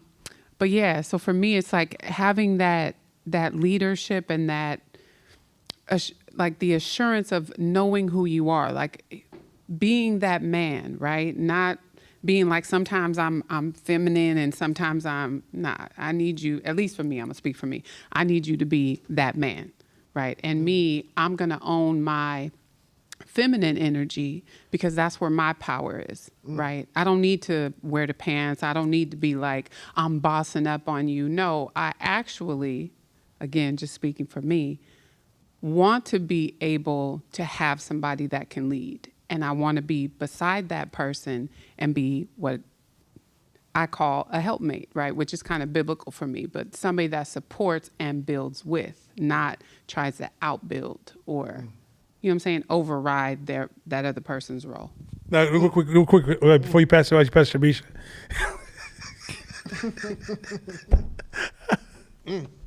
Preach, sister. Preach. Boy, it's the last time I do something because he told me to. I'm about to lose him. But the thing is that, what about a single parent? I still think I've never been, well, I was a single parent for a while when I had my son young and I divorced. So it was a very short window that I was single. But even in that, I never tried to be his dad. I never tried to take on that masculine energy because I'm his mother. I knew very clearly I could only offer him what I was. I was love. I was comfort. I was support. I was guidance, but from a feminine space, because his dad owned the masculine. So even in that, even though the divorce wasn't that great, I submitted to what was better for my son, in many instances to my own detriment, right? Because I knew that I was not going to help him by trying to become something I was not. Well, one thing I will say, my mother was a hybrid. But when you're a hybrid, she wasn't the best man in the world, but she knew how to take on some man roles. But I also would argue that this is not a gender discussion. I know, I don't want to say this because I don't want to invite that social justice. I don't, stay away, close the door. I'm not talking to y'all. But you can have, if you've ever been around gay couples, one is usually more masculine, one is more feminine. So even in a gay couple can raise kids, but that gender definition, that masculine, feminine energy still exists in that space. Why am I saying this? Which should give you some excitement, because single mothers, you can do what you can, but there's also male members of your family that can also backfill some of that male supportive roles, and even male institutions they can participate in can backfill some of that supportive roles. So none of us, it's a little more difficult, of course. Let's not act like it's not more difficult without the basic nuclear family, but can it be done? Absolutely. Go ahead. I just wanted to say that skirts are cuter than pants anyway. Nobody want no damn pants. I'm just kidding. I'm kind of. I'm just being silly. I'm just being silly. I'm sorry. I couldn't help it. Yeah. It's funny. I remember being very young and getting upset with my mother and saying to her that I was going to tell my dad on her. And I did tell my dad on her quite a bit. And she used to be so, your daddy ain't gonna do no damn thing to me. But still, in my mind, my mother was, if it was between her and another woman, I always felt like my mom gonna get the best of you. So my mom wasn't like delicate, right? My mom was 6 feet tall. Wow. Yeah, I don't know what happened here. Well, it's okay. It's fine. You're drinking milk. It's fine. So, but my mom, I'll use a word like I would never describe her as the way that we tend to think of feminine energy is as weaker. Yeah, it's not. And I just want to name that because I often feel like there are women who can maybe be avoiding that because they see it as like a loss of strength, right? A loss of power. And I think humans in general are strong, right? It just shows up in different ways. Mm-hmm. But what I will say is, in my experience, when it comes to like protection or like who was going to be the strongest, because I didn't want no chances. I was always going to my dad because he's bigger and stronger, and I just want to nip this in the bud. But when my mom is there, or the women in my family, it was different. I was going to them for something else. I notice even now my nephew he's been talking to me for a long time. But when it comes to anything like emotional sorting out, he will text me and be like, can you he tells on his mother to me because I'm the older sister. But I have, I have many nieces and nephews. But the ones that are my blood brothers and sisters, what I do notice is surprising to me. I'm the person that they come to like sort out, to make sense of the things, right? When they're like, well, this happened and this happened, and can you tell such and such? It's usually me nearby. They don't really go to my brothers or to their dad for stuff like that, which is interesting if we're all together. I'm sure when we're not all together, that kind of changes, the context changes. But what I do know is if we're all together, the kids are running to me for the thing, the emotions are high. Can you do this and the other? Because I am seen as the wisdom in that space. when it comes to like if something's happening and we need somebody to like go establish order very quickly and we're all together, they don't tend to come to the women first for that in that instance. So that is, and I wanted to answer it from the standpoint of like, how are kids responding and reacting to me these days versus how I respond and react. And so what I just noticed is that we never sat them down and told them anything, but the children are naturally seeking out their aunts, their moms, the women in the group, because we're usually huddled doing whatever we're doing for certain things, and the men for certain things. And in that space, there's usually like about 13 nieces and nephews. So there's a big difference in kind of how they engage us when we're all together.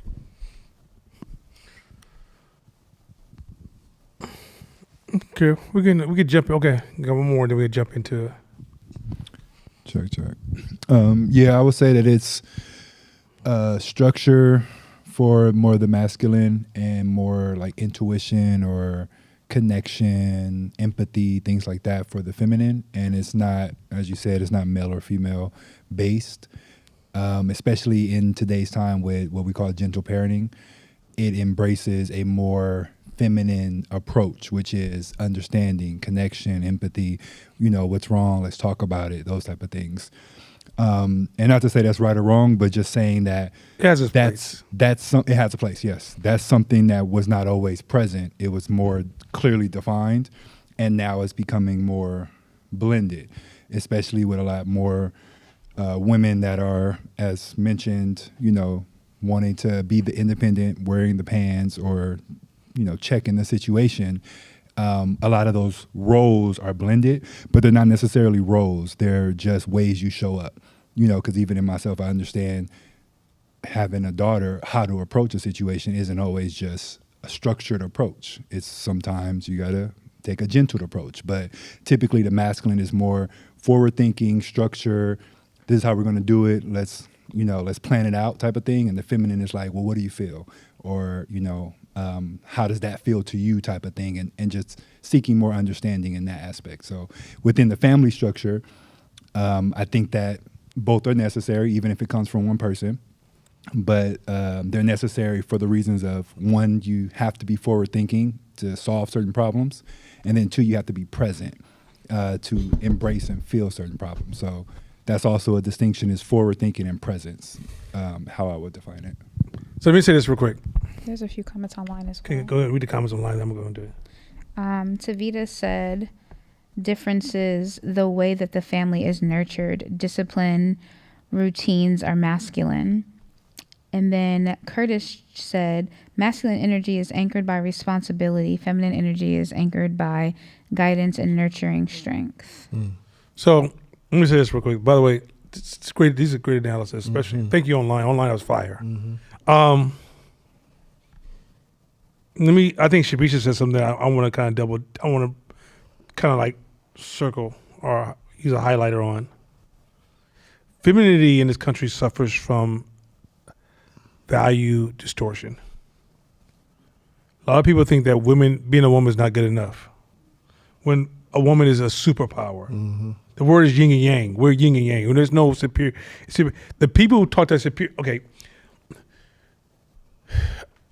One thing I've observed in the pro-black movement is that a lot of our black movements is just copying white people's racism movement and just doing it back on them.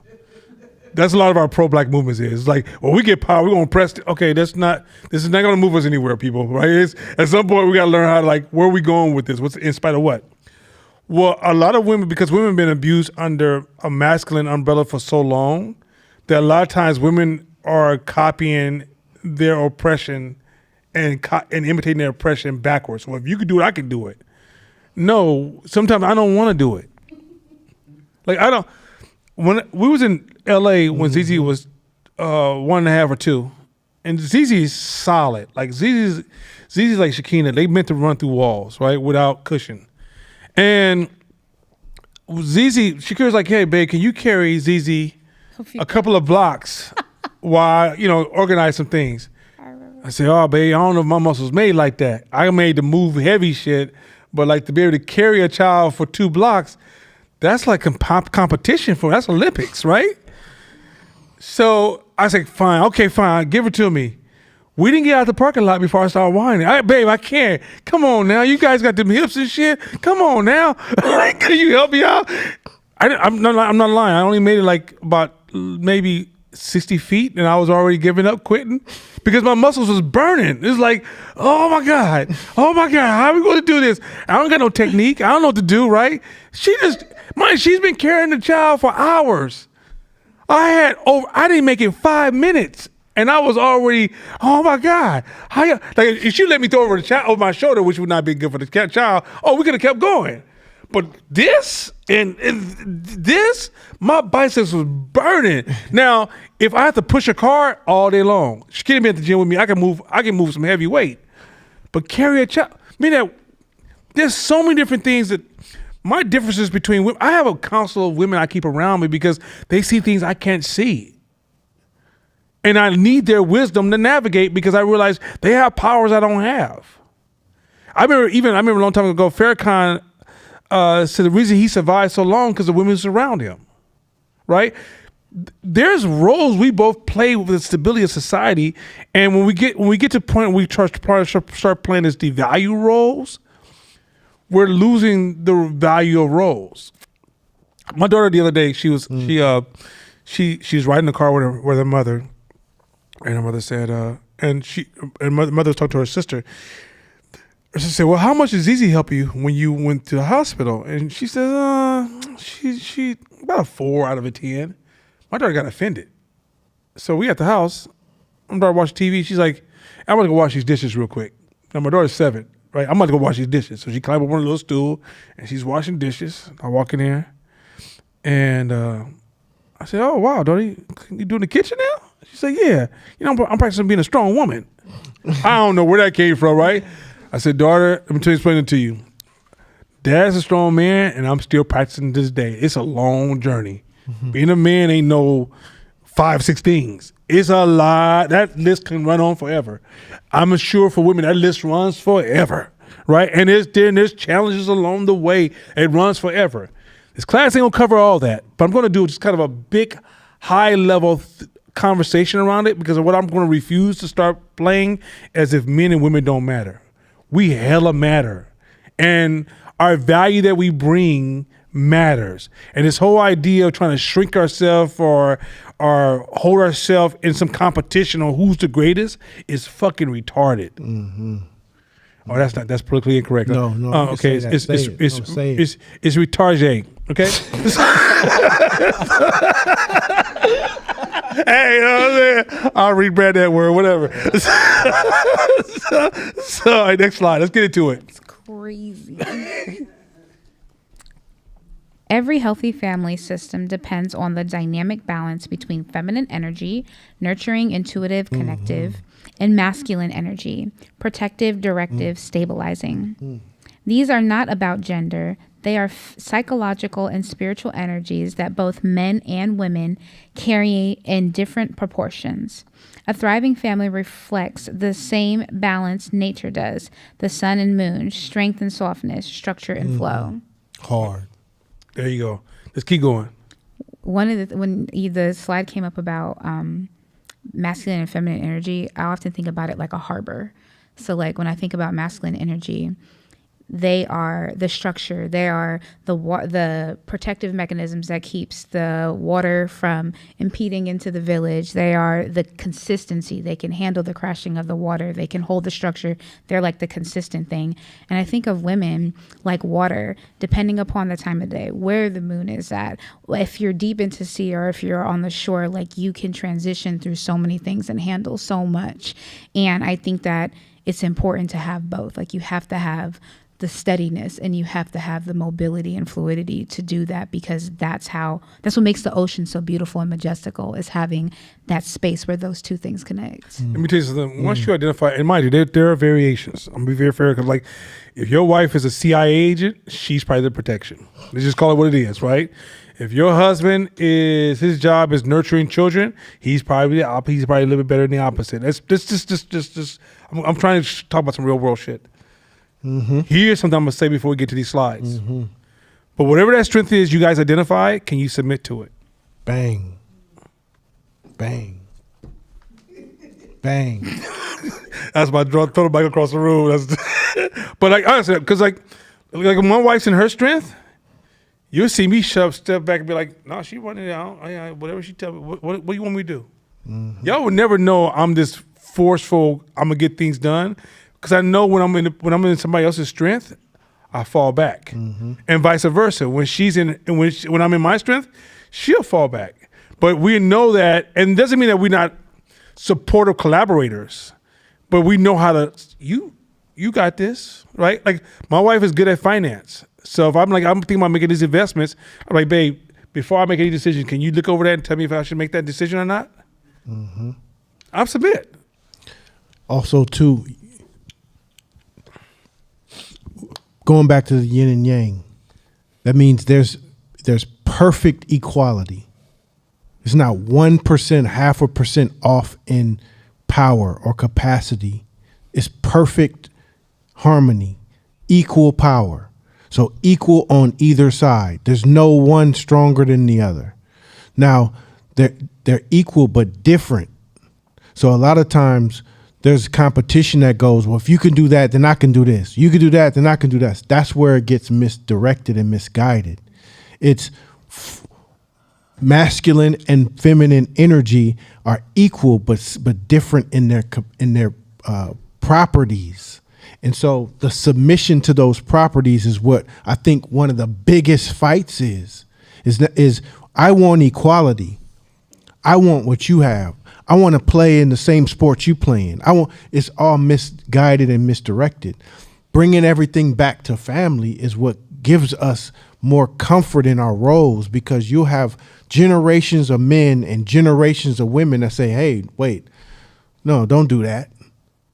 That's not a good idea. You got people to surround you to say, don't do that. You got women to surround a young woman to say, that's not a good idea. Here's some advice. And I think that's where we stay course corrected in the family. That's why it's so important. Well said. I just wanted one thing, Nana, I wanted to Go ahead. share. When you ask the question, are you willing to submit to those things? Something bubbled up for me. When you have done the work and you are in a certain space, I think, yes, I'm speaking as a woman, because you see the power of submission, which is often anti-messaging of submission, because there is a lot of messaging out there to women that kind of anything you can do as a man, I can do better. And it goes back to like, you have something to prove. I can't. Well, it's out there. I can't do better. And it's I'm trash. Literally we cannot in many instances, but that is still the messaging, and people grab a hold of that because there's a sense of belonging. Like, we're bad bitches, hey, we can do this. I don't need a man to do it. Undertones. Right. But again, the point I wanted to make is that there is actually a power in submission.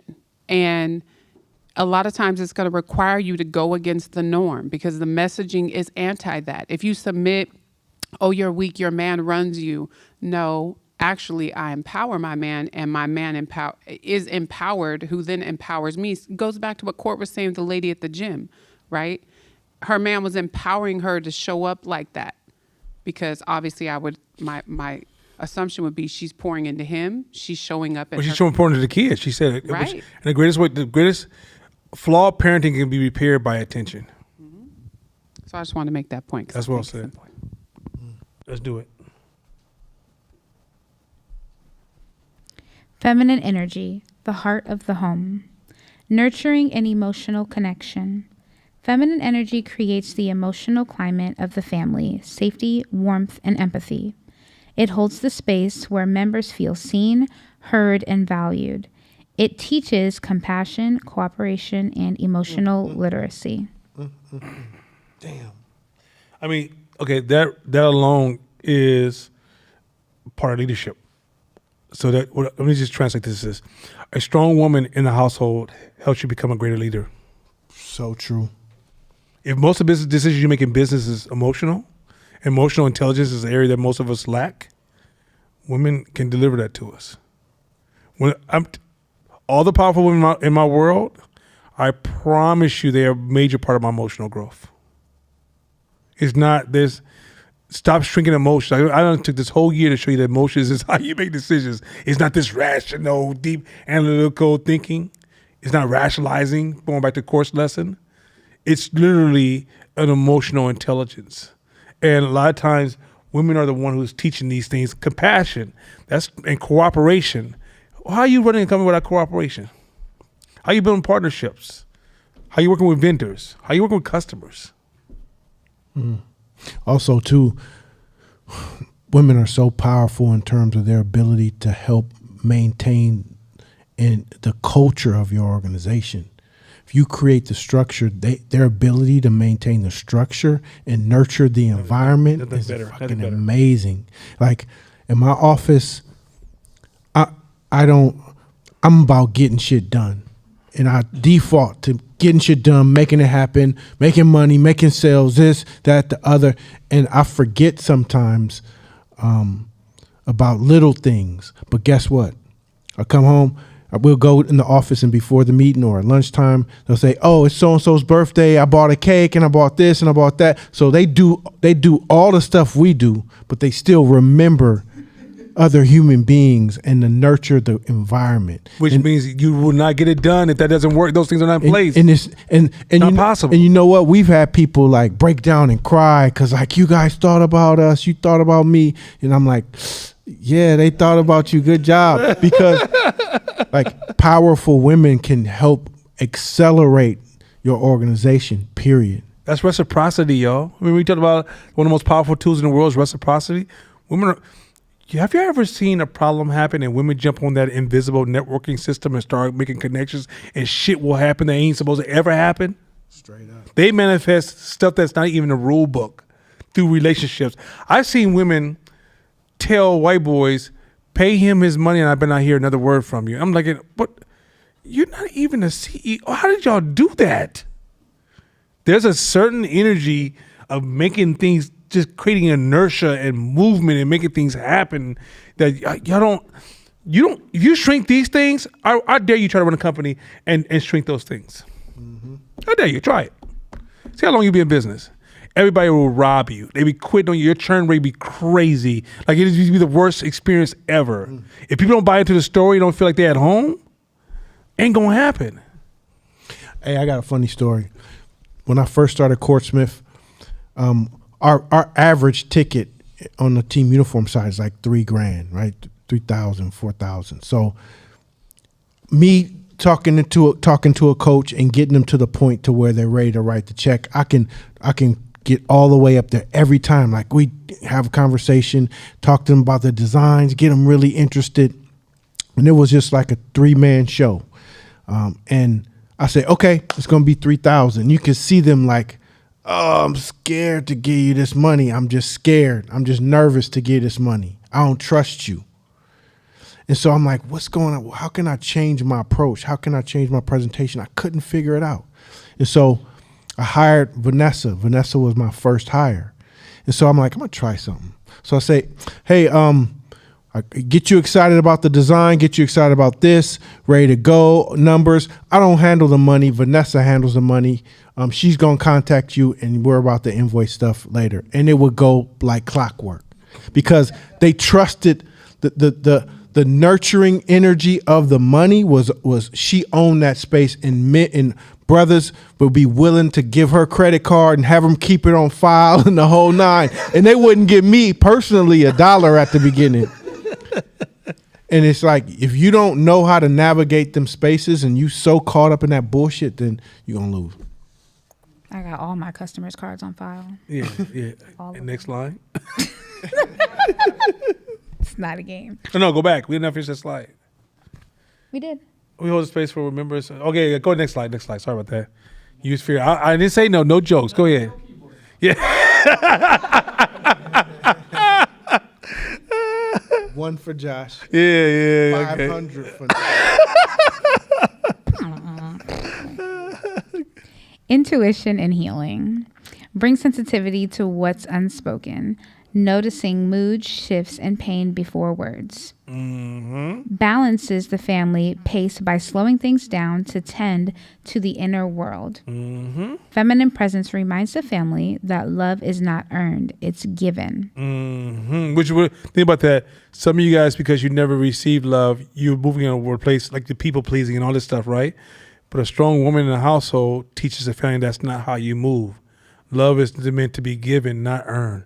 I don't think you guys understand. Like the strength of a woman's energy in a household will stop a lot of manipulative behavior that women are victim to outside of the household. Go ahead. Feminine energy keeps the soul of the family alive. Come on, like these are things that you guys think, and you think this is not. That's why I'm like, how do you shrink feminine energy? All the things we're mentioning, I wish you try to build anything without it. I wish you would. Keep going. Creativity and adaptability keeps the home expressive. Art, meals, stories. Weaves meaning through rituals that make life sacred. So we're trying to have family without rituals is not a family. And a lot of stuff that, like, for example, my wife drives those things. Like, I get into some of them, but my wife, and I'm an artist, but my wife and the family, she'll pull together, and Shakina, this is a walking piece of art.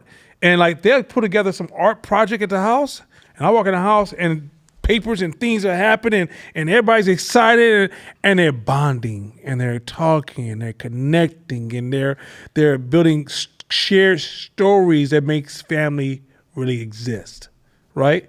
As opposed to, I'm like Court with his business, that to get some shit done. Right? It has its place, but that by itself makes the family naked. You cannot move like that. You really stripping the family down too much where it won't survive because you it's too naked to move through society. Go ahead. Masculine energy. Now let's get to masculine. Next slide. The backbone of the home. Direction and structure. Masculine energy gives the family a sense of order, purpose, and boundaries. So, for example, when I said, you go to a get together and everybody's smoking weed, the masculine energy is missing. Because masculine energy be like, yo, listen, we're not doing that shit here. Nephew, put that shit down. I wish you would. And here's the thing, here's the thing that y'all don't know about masculine energy. Masculine energy is not the strongest person in the room, like physically stronger. It's given by hierarchy. You ever notice like the mob bosses are not, I can whoop all the mob bosses, right? But why won't the youngsters override the mob bosses? So men can sense the big dog in the room. And so when masculinity energy is there, a lot of things for the family to work, like when you come to my house, I have these rules that are set in my house. His daughter, my niece, runs all through my house safe as hell because my energy is all over that damn house. I wish you would even breathe in her way, right? Like literally, there used to be a rule. If your daughter turns a certain age and she gets her first apartment, dad walk with your daughter around the block a few times and let everybody know she has somebody, a masculine energy in her life. Which signals to the dogs, you're crossing the line. When my daughter was born, because I grew up in a world where most girls were molested and raped. That's the world I grew up in. Like I think I only dated like 5 women my whole life, and I ain't gonna tell you how many women I dated, but only 5 women in my life that wasn't, right? I can tell you what percentage, but it's a low percentage, you understand me? But the thing is this, when my daughter was born, because I know it's a thing, guess who went on his front porch and cleaned his new shotgun? And was talking to his neighbors. Let brothers know, like, hey, if my daughter ever comes home and says you touched her, you be my first victim.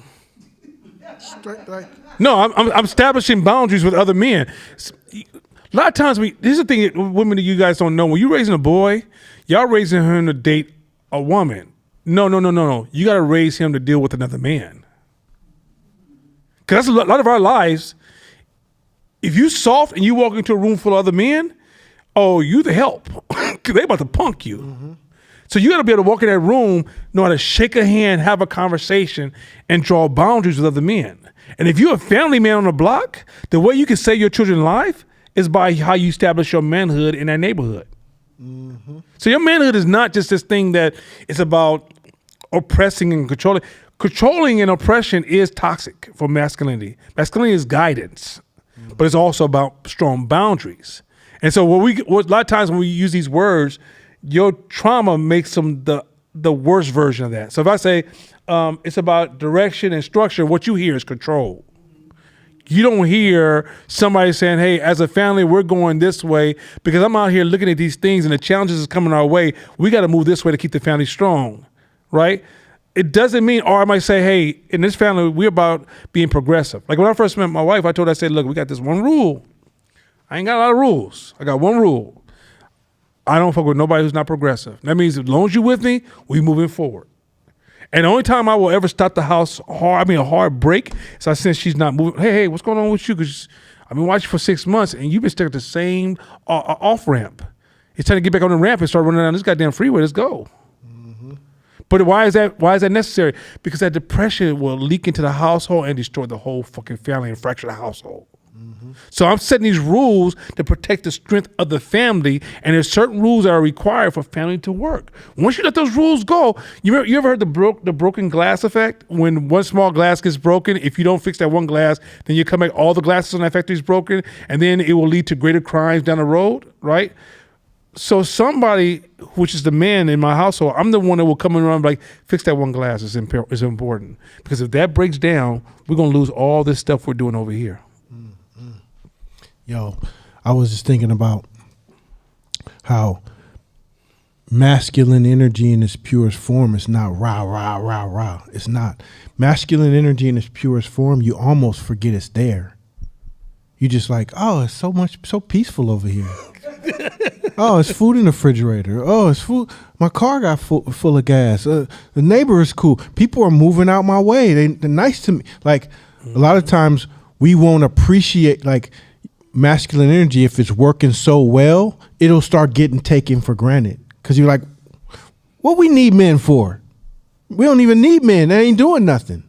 It's because if they're holding the space strong, then you can easily forget.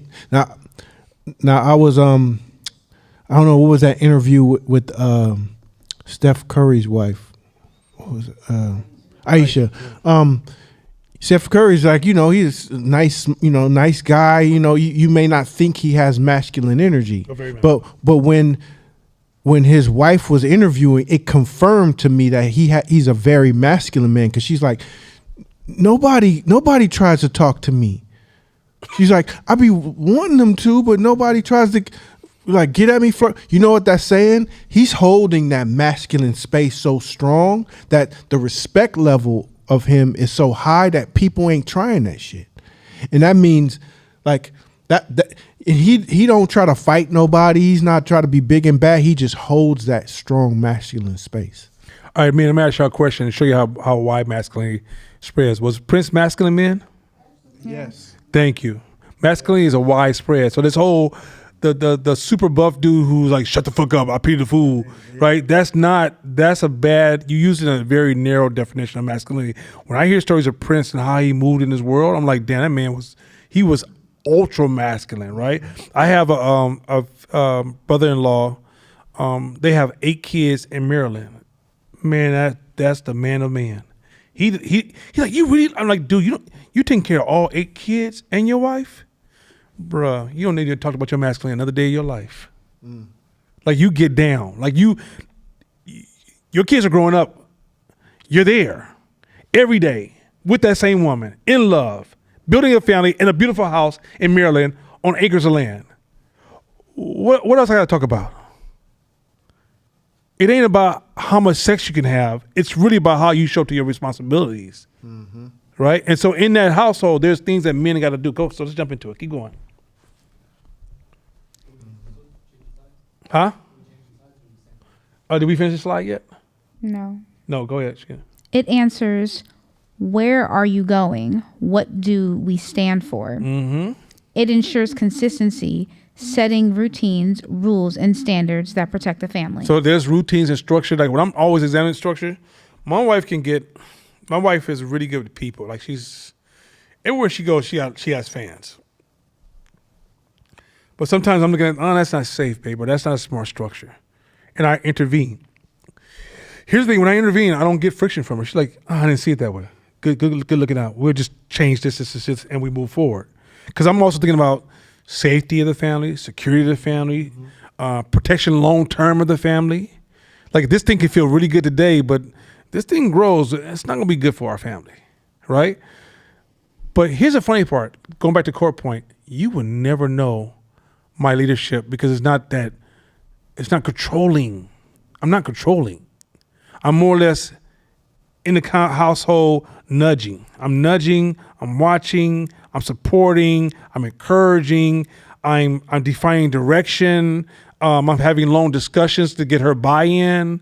Because once again, it's not about being controlling. I think you guys, this is where many of us came up in controlling households, especially in black families.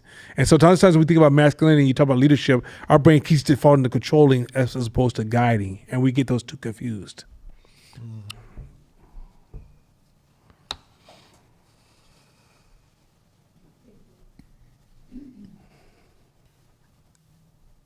I feel the need to say this about the masculinity that in today's context is called toxic. But oftentimes in the space that it was operating in, it was relevant for that time. And I think sometimes we take what's happening today and we judge that. And we judge our fathers and grandfathers and we say they were whatever, right? They were non-emotional, they were da-da-da, they were da-da-da. Safety, there were different safety concerns back then. Yeah. There were different community concerns back then. And maybe one of the greatest things that masculinity and femininity can be is adaptable. Because the point is to show up to what's here, but I do think that especially masculine, but probably femininity too, right? We have that propaganda of the 50s was the woman who was controlled and all she did was bake bread and she wasn't using her brain. Well, that's not true. That's crazy, and that's hella disrespectful to say that those women didn't do nothing but bake bread. That's crazy. Even if they just did bake bread and that's how we ate to live, what are we doing here? It's like just, right? Yeah. The word just is the problem. It's just, but meanwhile, there's whole corporations like Wonder Bread, like billions and billions of dollars who are doing the same, basically providing the same thing that they did, but those things are things you want to go work for. But the woman who understood how to do that, she's not valued. So again, that distortion of our value is wild to me because all that, like everything, so much of what women were doing is now big corporations. And at no point are we saying them corporations hell weak. All they do is make bread, right? It's weird, right? It's weird how that's distorted. And in the same way, I would say, I grew up in the 80s.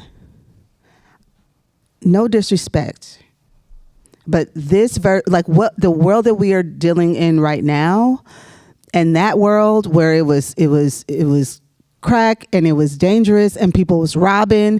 Nana made the point about most of the women he knew had been molested or raped, so there was some sort of essay going on there.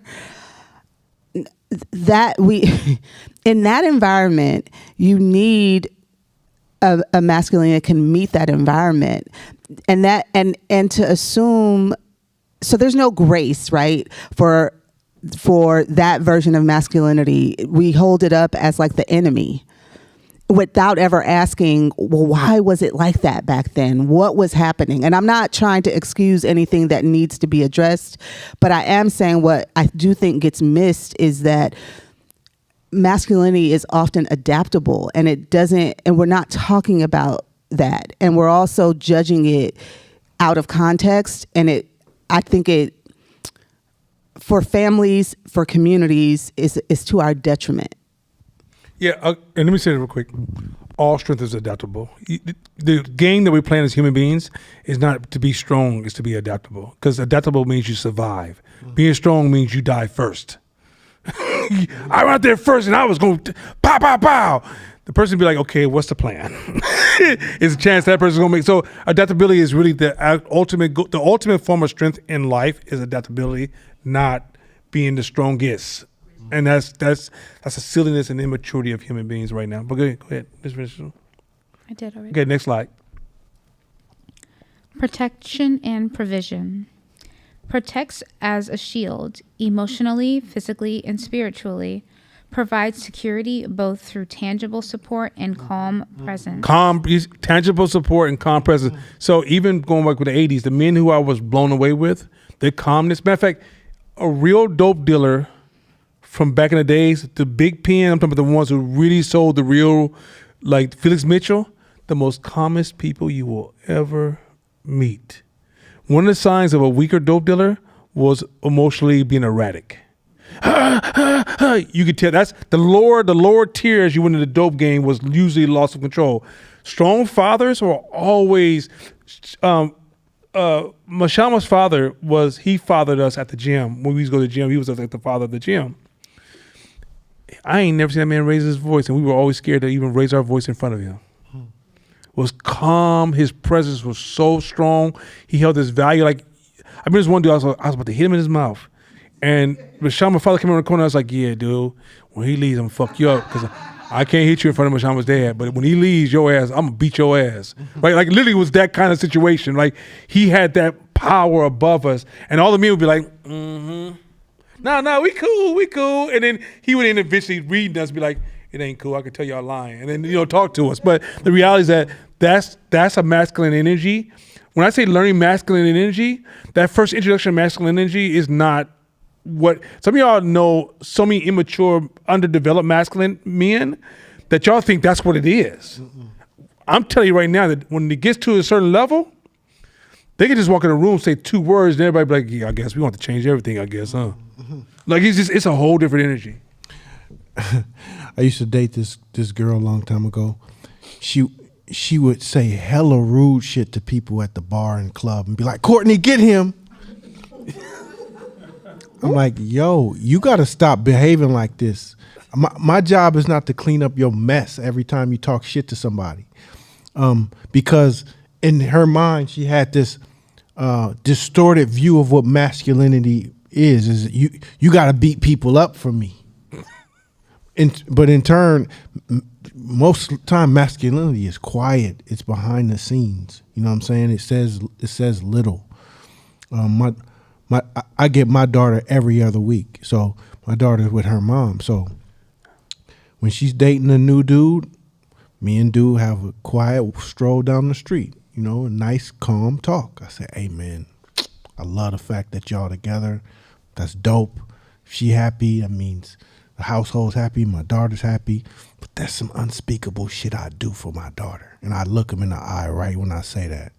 And he go, oh yeah. Yeah. Anyways, so I'm glad y'all together. Let's get back to the happy shit. But I just want you to know where I'm going to go if anything is off a little bit. And that shit works. It don't got to be rah-rah. It don't got to be threatening. It don't got to be none of that shit. They just got to know the ends of the earth that you're willing to go for to protect who you want. Read this last one because this is my daughter. You told me about this one. Go ahead. When healthy, this energy creates confidence. I'm safe to grow. I watch how my daughter moves in public because I exist. Mm-hmm. She walks with her shoulders back like, yeah, I could do anything because I create this without even. I don't walk around like, who looking at my door? Who said what you do? To? Like, no, come on, you crazy? But my presence is so. Okay, when you have a strong male presence, we know as men. Soft men bow down when they're in our space, or they start developing a little envy or sensitivity or rolling out. Like they just do weird shit, right?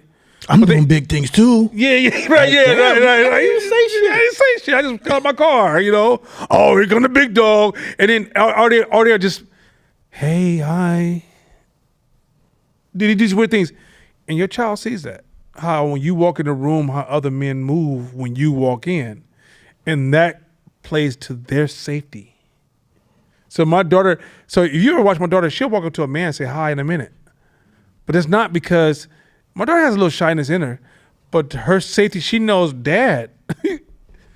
is controlling this space. Mm-hmm. So this is my space to do what I got to do. Mm-hmm. And she runs, like my daughter is like unlimited in her what she thinks she can do in those spaces. But that's that masculine energy that people don't know exists. Even a neighborhood changes from masculine energy. If masculine energy is strong in that neighborhood, crime goes down instantly. Mm-hmm. When masculine energy is weak in that neighborhood, they know where to go. Next slide. Discipline and legacy. This right here is what my son said he wished his father had did. Go ahead. Teaches accountability, persistence, and integrity. Mm-hmm. Models decision making under pressure, showing strength guided by wisdom. Mm-hmm. Masculine energy builds legacy, a name, a mission, a standard of excellence. Masculine energy keeps the frame of the family strong. My son, let me tell you what, my son, when he was a kid, I don't want to do this no more. And my wife said, we weren't married at the time. She's like, sure, you don't want to do it? Okay, fine. Why? She'll hear why. Fine, you don't want to. A pattern developed. There was about 10 and 12 different things he didn't do. He'd go for 3 or 4 months. Let me tell you what dads do. Oh, you're going to go back in there. You're going to finish that. I don't want to. I understand what you don't want to, but I'll tell you what you're going to do. Right? My daughter did that to me. I don't want to play pianos no more. I said, oh, that's cool. I want to play the drums now. Okay, well, you can play drums too, but you want to play piano. And she played piano. But what I did was I'm teaching her endurance, sticking with something. Mm-hmm. Consistency is more important than everything else, right? Guess who's giving her consistency? There's a lot of things I do as a man where I will watch so women, be prepared. If you have daughters, they're going to argue with you. Mm-hmm. They're going to argue with you. Just know that. But if y'all are still with a man, y'all can tell this story, what I'm about to say next. As soon as we walk in the room, watch that child find a new argument. My daughter be talking smack. And I can hear in another room. And I just walk in the room like this, look around the corner. Yeah, but Mom, what I was thinking, Mom, I just feel like you're just not listening to me. And I'm not mad, Mom. And I know maybe I might be disrespectful. I'm not trying to disrespect you. And I just walk out the room. Like, it's literally that powerful. My daughter's never been hit by me. My daughter's never, have I ever raised my voice on my daughter? I may say something like, ZZ, that's my razor voice. That's it. But she ain't never had me cuss her out. None of that stuff. But she know if I walk in that room, and then one thing, and okay, so when I was growing up as a strong boy, my uncle surrounded me and says, let me tell y'all something. You a little strong now, you 15. You hit your mother, we're going to fuck you up. So let you know. You ever hit your mama, we're going to fuck you up. All of us going to fuck you up. Right? There was just that simple conversation. So then later on, my mother hit me one time with a broom. I broke the broom. I kept thinking, oh, I'm going to get messed up. Men set that boundary for me. If them men didn't set your boundary, I might have just been like, hit me again. Not I'm saying I would have did it. I would have felt like shit, because as a child you would. But in that moment of emotional anger, all I thought about is my uncles who could fight so well coming through to fuck me up because I pushed my mom or something. Or if I shook my mom, they would have taken me down. Men set certain boundaries for families to work. Mm-hmm. Otherwise, you're victim to human shit. Mm-hmm.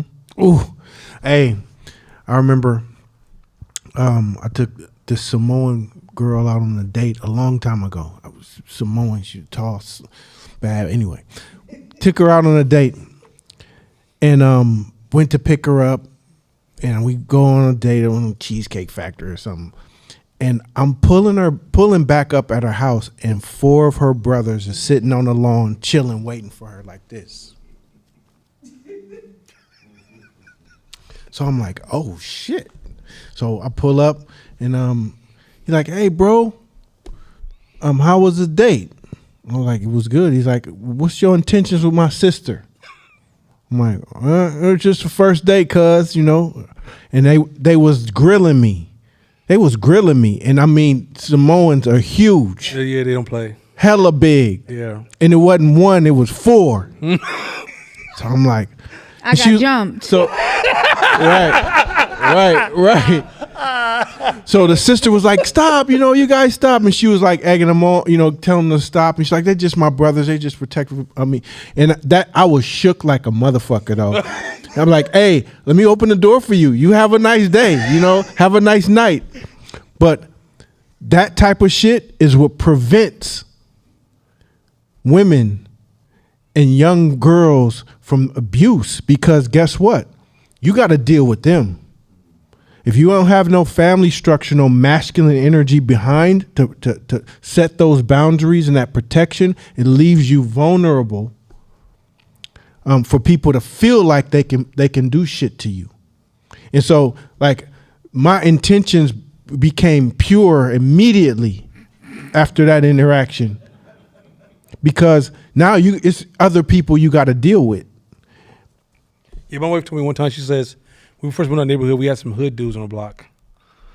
And I was like, and he's like, and I went out there and talked to dudes like on my own, like started my positioning game with them.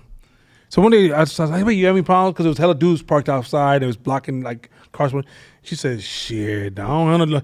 Thank God I have a husband, because somehow when I got to the house, they'd be like, yes, man, let me move my car out your way. That's where when she went to go look at the house before they knew about me, they were sitting on cars like, what you gonna do? Masculine energy is a thing, people. Like, if you want a safe neighborhood and you don't have no masculine energy, you're in danger. Like my neighbors, this woman across the street, they said she came to me, she said, yeah, me and the women on the block was saying, thank God for you and Twan, because y'all protect us. They ain't my women, but they're on my block, so they're under our protection. And like when men have come on the block, I've confronted men before where men come on the block. These dudes were stealing cars. Matter of fact, he got shot up. Same dude. But came out the house. I was like, say, my man, look, you've been on this block a little bit too long, man. What you doing? A non-masculine man wouldn't ask that question. And the young brother, because I know how to talk to a young man without disrespecting a young man. He said, look, OG, I'm my bad. We're moving, woo, woo, woo, right? And then he came back again. My neighbor, he came out with his rifle. One of the automatic rifles came outside and said, he done told you last time you need to move your goddamn car. He goes, please don't make me unload these, because he has a 100-shot rifle. 100 shots going to come out that rifle. And they never came back again. Right? But it was just one of those things where, like, men have ways to deal with other men, because, trust me, men stop other men from going crazy. Mm-hmm. Don't get it twisted. Now, women stop wars. Y'all didn't know that, did you? There's been situations where men were warring in history, and women will literally walk between the two men, and guns will go down from both sides. Mm-hmm. Power. There's a power you guys have over men. There's a way that a woman could talk to me. I don't know how to resist it yet. I tried all my life. I'm 58 years of age, and I still ain't figure out how to resist this shit. Shakira knows I had a certain tone of voice. My mother used to talk to me, and I would cry and be like, I'm not even mad. Why are there tears coming out of my face? I'm not even hurt from what she's saying. It's something, women, you guys, once you guys tap into that power of femininity, it is literally the kryptonite to our masculinity. Mm-hmm. It literally cripples us instantly. We were like, I don't even know why. What is going on? I want to stand up for myself. I can't. It's the weirdest stuff. So we really are a balance of each other. But as long as you keep focusing on us, you'll never find your own power. Mm-hmm. Mm-hmm. You don't want to become us. Just like I don't want to become y'all. No. Like, okay, let's keep it simple. When a man watches a woman have a baby, and you watch the pre and the post and the baby, you realize whatever you thought about women stops instant. There is something that's happening there that is unimaginable. Like, what society do you live in when the person who brings life into this world is devalued over the person who doesn't? Crazy. That's crazy. And you let that conversation go forward. That's crazy. I remember when I was married, and my ex-wife, she was she stayed-at-home mom. So we go to events and parties, and so people be like, oh, what do you do? And she say, I'm just a stay-at-home mom. I'm like, hey, yo, you got the best, most important job on this planet, more important than anything I do. But it wasn't her fault. It was society had trained her for that, to devalue that position. But like women are extremely powerful. My woman, she's a very feminine woman. She don't got a masculine bone in her body, but yet she get everything she want. Anything she want. What you want? She'll mention it, and then I'm like, oh yeah, I saw it at the store here. I don't even know how. Because she uses her feminine energy to get it. And I think once we understand both sides, the sides that we have that's distorted, because part of the reason why, and this is my opinion now, is why there is such an imbalance is also because of the abuse from our side. So the abuse and power on our side, because sometimes we weren't as intelligent in how we used that power and that headship. So that's why I believe this is important. Go ahead, Josh. Do you think you can have both? What, masculine and feminine energy? We all do. Yeah, we all do. We all have masculine. The Prince was really, he had both sides. Definitely a strong man, but he had some feminine energy. And there's women who have masculine energy. That's about it. You understand me? That's about do all the shit. Yeah. But there is a difference between when you're a man and you have feminine energy, or you're a woman and have masculine energy. There is you have a little bit of both. So for example, Fern has masculine energy, but Fern also has motherly energy. She mothers you too. She does both at the same time. She can be with the shit, but she can also put her own hand around your shoulder to make you feel like it's gonna be all right. Yeah, that's one thing that in this discussion I think is important, and I could go down a rabbit hole, but I'm not. It's the understanding that both energies are so necessary in male and female. Mm-hmm. And I think because, again, it's opinion, because there's been such a domination of patriarchy that the devaluation has forced people to think they have to be one or the other, and not accept the whole within them with the ranges of the femininity and the masculinity. Even if you're a super feminine man, you can be a super feminine man without having to subject yourself to something more than just being a super feminine man. Versus even with like masculine women. I know so many people who've I know a few people who've, gone through transitions and whatnot, and having studied, and having those discussions, it's still something within with some folks who never found happiness. They thought that was the only thing that they needed to be okay, when the reality was, had you accepted that balance internally, you can literally rule the space. And so I think it's super important to understand even my masculinity and femininity and how it counteracts with male counterparts. I could not do and be who I am without those male energies and that masculine energy that complements my feminine and masculine energy, and the feminine energy within men that I'm able to tap into because of the way that I've accepted who I am in that space. And so I think that's a conversation that I would love to see continue to evolve to where people don't feel like they have to mutilate or be something else if they're able to accept that masculine and femininity within who they are. So let me take a hypothesis at this, and it has to be tested. I think if people knew that masculine and femininity requires work, you can't just announce it. I'm a man, I'm a woman. That don't mean nothing. If you're not putting the work in, you are not that. Like it's just that simple. Yeah. Like my manhood, I started working on my manhood at 5. My grandmother started training me to be a man at 5, and man, it's just so much you have to learn. There's so many things you don't want to do that you got to do, and you'll find pleasure in it once you do it. But when you're young, you don't want to do all that. right? And once I learned to like, and even today, going back to like the calmness and the decision making and the responsibilities of structure and even like to be in charge of structure, you got to see structure and you got to understand how structure works. It's a deeper conversation than just knowing structure. I think what happens with femininity and masculinity, we use it so loosely to the point that I think it creates value distortion, not gender distortion. What I mean, like how you value it is distorted. So I'm going to be a woman, I'm going to be a man, and it's like, but you don't say that, and you don't understand what that means.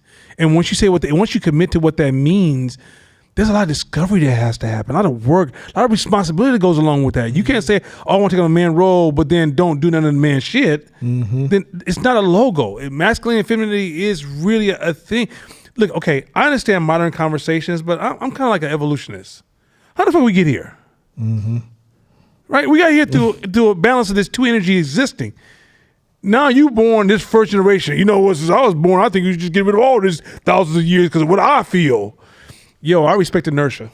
And inertia says, this is how we've been rolling, so let me go and practice this stuff. And in that practice stuff, it doesn't come at the expense of, my masculine doesn't come at the expense of your it doesn't cost you your femininity. If anything, it's designed to enhance and support. The one of the reasons I open doors, feminists like opening doors is saying that they come up with some way of looking at it as a comparison. When I open doors, it reminds me that everything I'm doing is in service to you, right?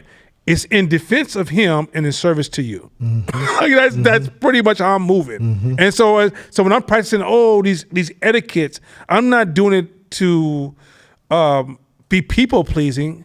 This for me to remind me, this is your role, bro. If I've been watching this new stuff, a woman can be beaten up down the street, and it was a time when I was growing up, men stopped their cars and stopped that.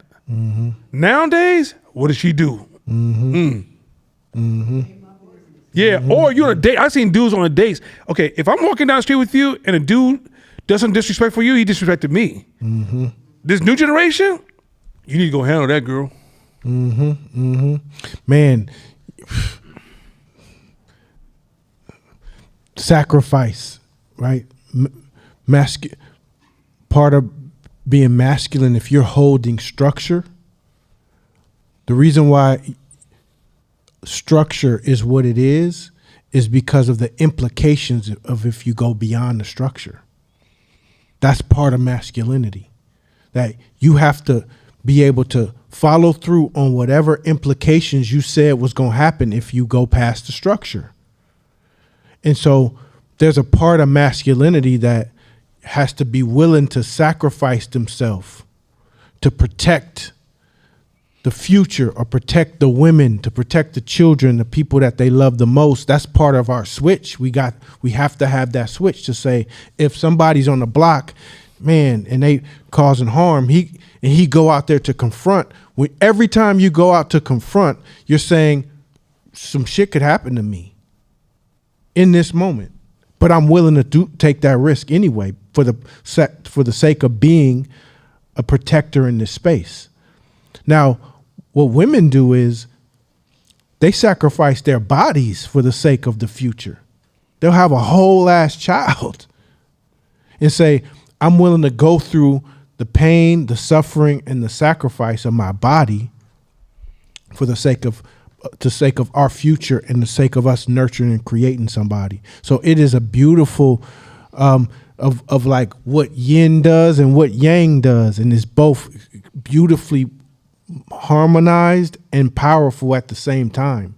Shit, like the way my woman runs circles around me, like I can't fuck with her. I can't fuck with her a little bit, regardless of the stuff I do. I wake up, my daughter hair done. She didn't ate her breakfast, lunch. She didn't cook. She didn't went to the gym, came back. Like, what the fuck? Like, I don't even know how you did that, because femininity does not mean lack of power. She's powerful. Like, women are powerful as fuck in general, but just in slightly different ways. Now, like he said, I could lift some shit and move it over there, but the power that exists of like consistent daily sacrifice, it's crazy.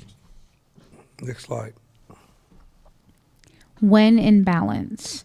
When both energies are respected and expressed, the family becomes a stable, loving ecosystem. Balance, structure plus warmth. The outcome, children feel both safe and free. Rules plus compassion. The outcome, discipline feels fair, not harsh. Vision plus nurture. The outcome, the family grows with purpose, not pressure. Protection plus empathy. The outcome, members learn courage and kindness. My when my wife was going through her medical thing, my daughter went to school, and this woman was like, "Oh my God, you know, Zizi had a bad day, and she was really feeling down because of what's happening with your wife, and I try to comfort her, and I supporting her, and what would you like for me to do to support the way the family would show up?" I said, work with teaching her courage, which is the woman was giving her the feminine energy, but it needed both of these. I needed her to have courage, and it's fine to show the empathy, but life, we don't get to control it, and I need you to have courage to go through whatever that's going to be. I don't want to have, Bobby Brown's daughter killed herself, right? She killed herself, right? When he died, did she kill herself? Yeah, she killed herself. Yeah. Which is, I need you to, if one of us die, I need you to keep going. Because that can happen. Like, there's no guarantee. Something from the inside can kill us tonight while we sleep. But I need you to be able to, you're going to mourn, but at some point, pick yourself back up and let's keep going. And so in the end, in this situation where her mother's unstable, can we use this opportunity to introduce courage to my daughter? And she's like, wow, I didn't even think about that. But that's our complementing power. Right? Because I could have came with all the courage stuff and be like, no, come on, she needs some more compassion. And it's not I can't do it. Her default triggers are just different at the time. Go ahead, next slide. When out of balance. Imbalance. Too much masculine, rigid control, dominance. Mm-hmm. The outcome, fear, silence, and rebellion. Mm-hmm. Too much feminine, no boundaries over accommodations. The outcome, chaos and lack of accountability. Mm-hmm. Absence of both. The outcome, emotional confusion, insecurity, and survival mode. That, I know a lot of kids, a lot of boys who are so messed up because they got too much feminine energy. The mother was protecting them, not in a bad. She's just trying to protect her child, and she's there as being supportive. And she was trying to be true to his emotions, and she blocked out. She became a mother on an island. She didn't have any man. She made her household private, and because she made it private, that boy moves almost with the same energy of fear and timidity. He's intimidated. He's underdeveloped because he didn't fall. Every time he got ready to fall, she caught him. Where with me, I might push him down. I watch my daughter fall all the time. I'd be like, hey, let her fall. Now, when she was one or two, anybody tell you the fear stories, I scared everybody because I was like, I wish my daughter would hurt herself, right? But now that she's older, she's older, she makes mistakes and she falls. I'm like, no, it's okay. You gonna figure it out, ain't you? And I sit there and watch her. And when she's ready, I say, well, let me tell you what you could have did different. But I'm gonna let you have all that space to yourself. And Shakira tried to be like, Shakira, stop, babe, stop. Let her clean up her own. Let her do this. Let her do that. Let her figure all these things out because that's where her growth is going to come from, right? But it's that compliment where sometimes we show the opposite side. I can go to my masculine energy and be like, these are rules, there's a structure, and she'd be like, babe, lighten up. It's just too much, right? So we're always doing this yin and yang dance between the two of us, and when the feedback shows up, I pause, I hear it, and go, yeah, okay. All right, that's what you're here for. Let me. What am I doing? Let me talk to me. Show me how it shows up. Oh, damn, I know it's like that. Let me adjust that. So we both have to be managed. We both have to manage those spaces. Hey, this slide is fire because it's basically giving you the feedback loop. So as a man, if you walk into a space as a man and ain't nobody telling you nothing and everybody's quiet and secretive and almost like the chatter gets quiet when you walk into a room, it's telling you that you have an imbalance. It's too much rigid, too much control, too much dominance. This is a dope ass slide. Same thing is I know women who like, yeah, my daughter tells me everything, and she be telling her some wild shit.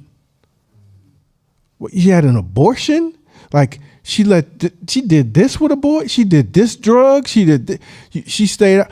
She snuck out, and you didn't do anything. It's because I don't want to break the chain between me and my daughter. Our connection. What?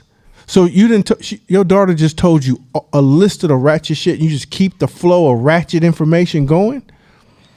That means you're in chaos and lack of accountability, and those things are powerful. And if, say, one spouse is receiving all the information, but they promise not to tell the dad, then it's perpetuation of imbalance. And I think this tells a story. Well, that's fire. Let's see. We got a few more minutes, and then we'll go next slide. Without this polarity, families drift. Love becomes unstable, authority becomes confused, and roles blur. Children raised in imbalance often repeat the same pattern in leadership, relationships, and business. Yes, it shows up. It's not just keep going. Next slide. In healing and leadership terms, rebuilding a healthy family often means restoring these energies, bringing back the missing parent archetype inside each person.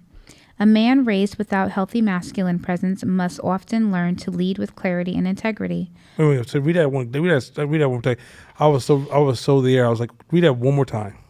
A man raised without healthy masculine presence must often learn to lead with clarity and integrity. So a lot of times when another man is not present to help men lead, we're using toxic tools for leadership because we don't know what leadership is. Right? Like, you don't realize, even for the women, I would argue that our children, if we don't learn health, that's why I said this man thing, me working on this man thing is a serious thing, because I'm teaching, even my daughter, I'm watching my daughter pick up my leadership skills. And Zinga's like literally at school being me. Because their teachers, when I get the feedback, I'm like, it's like I'm at your school. That's my daughter, right? It's like, but like, if you don't know that, a child will use control techniques. They will use formal, I wrote down all these rules, here's a structure, I designed all these systems for you, follow the systems, right? Like just check this box, click here, da da da da. They will use poor communication tools. They will use, it's just, a lot of our leadership comes from healthy parenting. And healthy parenting teaches us how to, because most leaders are really, their first model of leadership is their parents. All right, keep going. Mm-hmm. A woman raised without nurturing feminine presence must learn to soften and trust without losing strength. Mm-hmm. In strong families and communities, these energies dance, not compete. That's the trick. I do say that all the time. We're dancing. It's not a competition. I ain't never been, the women in my household, I don't compete with them. I dance with them. If I compete with them, there's something wrong with my masculinity. And I know when I'm not. You don't need to tell me I'm out of my league. I know when certain things happen with women, I'm like, ain't my league. Don't know. Don't even know how to process it. Like, there's certain things, even there's certain crises happen in the house, I'm like, yep, ain't my league, babe. What should we do? And what's even more relevant is when she gets sick, I realize how much I don't own. Oh, it's so bad. Like, she can't be sick in peace. Hey, I know you just took some medication. Hey, wake up. Open your eyes. Okay, open your eyes. Listen, where did you put that other stuff in? How should I read? like literally, I'm out of my game. All right, this is bad. Next slide.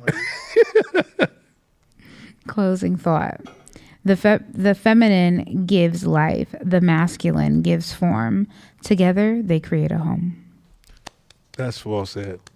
There's any objections online? Let's look at the online responses before.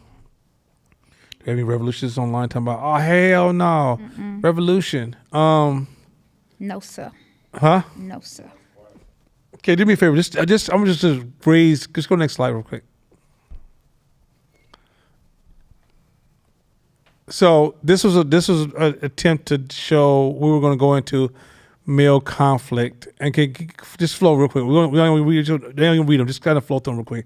Modeling control, conflict, building resilience through challenge, teaching accountability, balancing feminine compassion, emotional containment and safety, friction as training ground for life. When healthy masculine energy is missing, in short, we'll go back in short. The feminine nurtures connection, the masculine teaches containment. Together they form the emotional immune system of a family where love can flow freely and friction can refine rather than destroy. I mean, we know how we need friction. We talk about friction, like you gotta be comfortable with the uncomfortable, and how business is a heightened level of friction that most people can't deal with. A lot of that comes from men.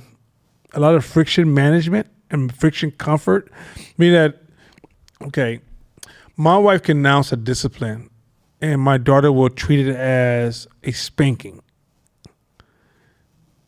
Now, mind you, let her ask why. So my daughter's a master negotiator. Everything's negotiable. Everything's negotiable as far as she's concerned. But when I come in and I announce the same thing, it's almost like she reads my behavior as it's just part of what life is and how I show up to that friction. But it's not, that's why I'm going to have to come back to this because it's not as simple as I'm explaining it. It's not a one-to-one, like because I'm a man, she just says, oh, I can negotiate with you. There's a whole bunch of things I have to do to prime the moment for me to hold that role. And if I don't understand these things I have to do to prime the moment to be in a strong male role with my child, then I won't get these benefits. I get the same response my wife gets. So even when me and my wife me and my daughter, we have disagreements. Even me and my son have disagreements. And when we have disagreements, I designed a family structure where you can challenge me on anything as long as you show respect. Show respect to the hierarchy, but everything can be challenged. And of course, once I told my daughter that, she became a master negotiator. But in that process, how I show up to those moments and how I respond is critical. And that requires a maturity in my masculinity. Even my daughter, my goddaughter, Gabby, she'll come in the room and spend hours with me talking. And I will challenge her on things. Like I challenged her last week about some stuff that she did. And I was like, yo, that's not cool. And I got into it. But when I went into it, it was a long discussion as opposed to I'm smashing on you, shut the fuck up, what I say. Right? And it was because why is that important? Let me tell you why it's important. It's not because I'm not a liberal like that. I'm a little bit more conservative when it comes to family. So don't be telling me it's like I'm in some flower child shit. Don't buy me no goddamn flowers. Okay. The reason I did that is because I want to transfer ownership to her as opposed to me just be the face of dominance. So by me, the way I interact with these kids, I don't want them to say like, I'm not doing this because dad said he will cuss me out. I'm doing this. I want them to take ownership, say, well, I'm not doing this because I believe in this, not realizing they got it from the family. You see the difference? So my parenting is the transfer of wisdom more and guidance more than the fear of my response. You get that? So that was going to cover that real quick. Go to the next slides real quick. So this is the one, maybe I will come back to this one for sure. Maybe I just teach this in my next section of why when we look at all the problems we're trying to solve in the black community, crime, poverty, education, housing, a lot of those are family problems unfolding. Okay, those of us, like Jordan, you're too young and you guys are too young, right? But anybody that's over 40, Alam, you're going to sit next to them. But babies, just stick with me. Grown folks, y'all remember a time when, you too, you going to sit down nowadays. I'm grown. Wait sure. a minute. But anyway, point is this. And so somebody is always somebody, I'm bigger than you think. But he always says, so, yeah, I'm not 7, I'm 7.5. Okay, but the point is this. But okay, it's okay. Stand up for what you believe, girl. Look, you gonna be strong. But what point is this? Okay, so, but all of the grown folks in the room remember a time when it wasn't like this, right? And it just happened one day. It seemed like it just came from nowhere. Like we were all chilling one day, going to the club, and all of a sudden, damn, what's happening with this homelessness? What's happening with the dope dealing? What's happening with the crack era? What's happening with the shootings? What's happening with the poverty situation? What these things just like to happen like this, right? Break down values, moral. Where did Sexy Red come from? How the fuck she get here, right? Like you go back to early hip hop, Sexy Red was not even imaginable to hip hop of the 90s and 2000s. MC Light. Yeah, MC Light was like that was where we go. Matter of fact, Lil Kim was the first breaking where we was like, whoa, she's kind of I'm sure if I'm comfortable with this. And even like what's the name? Ice, not Ice Cube, but 6 a.m, police at my door. What's his name? Ice-T. Ice-T was the break of gangster rap, but they were rare. But most rappers was, even when he was talking about 6 a.m, police at my door, they were telling stories of a ghetto experience of an invisible community, right? Now we got shit that I can't repeat on the microphone. YouTube might cancel our account. Okay. So with that being said, it felt like it just happened. You know why I felt it just happened? Because family is private. And because family is private, if all these households are breaking down the block and we can't see it because everybody's carrying a different face from what's happening inside the household, and all their kids go into the streets and this stuff starts to, like, schools just get bad all of a sudden. Like I remember when I went back to, I was 23, 24, and I went back to Burbank Elementary. Now when I went to Burbank, we had order in class. We sat down, we did what the teacher said, and if somebody decided to clown, your parents are gonna be showing up sooner or later, right? So I went to Burbank when I was an adult, and I was like, these kids ain't listening to nobody. They like. I was like, I would bring a BB gun, be popping these little kids. This is terrible, right? Like, this is horrible, right? So it was just that bad, right? So what I'm saying is that, but what we don't realize is that, so certain things happen in society, whether it's economics, drugs, whatever trends, and it takes a fragile family and breaks it. So then a broken family, kids are in the streets, and we don't know the causation or the motivation for their behavior. All we see is the behavior. Then we accredit their behavior to, oh, we need to just stop this. Oh, we need to bring back basketball courts. Oh, we just need to give them jobs. Oh, they just need to act better. Oh, they just need Jesus. Oh, they just need to get their ass whooped. Oh, this is all the stuff that comes out of the black community, right? But what we're doing is, and then you find, then here come the white liberals. Oh, we're going to give money to this nonprofit who's going to create a basketball court so kids can play basketball. We give them millions. We're going to create a boxing club so kids can go place the boxing. Then we're going to create a place where black girls can code and all these different things, right? And find out it doesn't do too much of anything. Because what you're doing is you're responding to the correlations, and yet the causations are invisible to you, which is the family. So us discussing family is really us discussing reversing some of the damages of our black community. See, you don't need to have the answer to the solution of the next black innovation that's going to change our world. All you need to do is create the healthy space for it to grow, and it will produce itself. But if community is producing toxic behavior that's invisible to us because family is private. I mean that if Fern had 2 kids, I'd be like, Fern, can I talk to you about your kids? That's my business. That's my fucking business. It's my kids.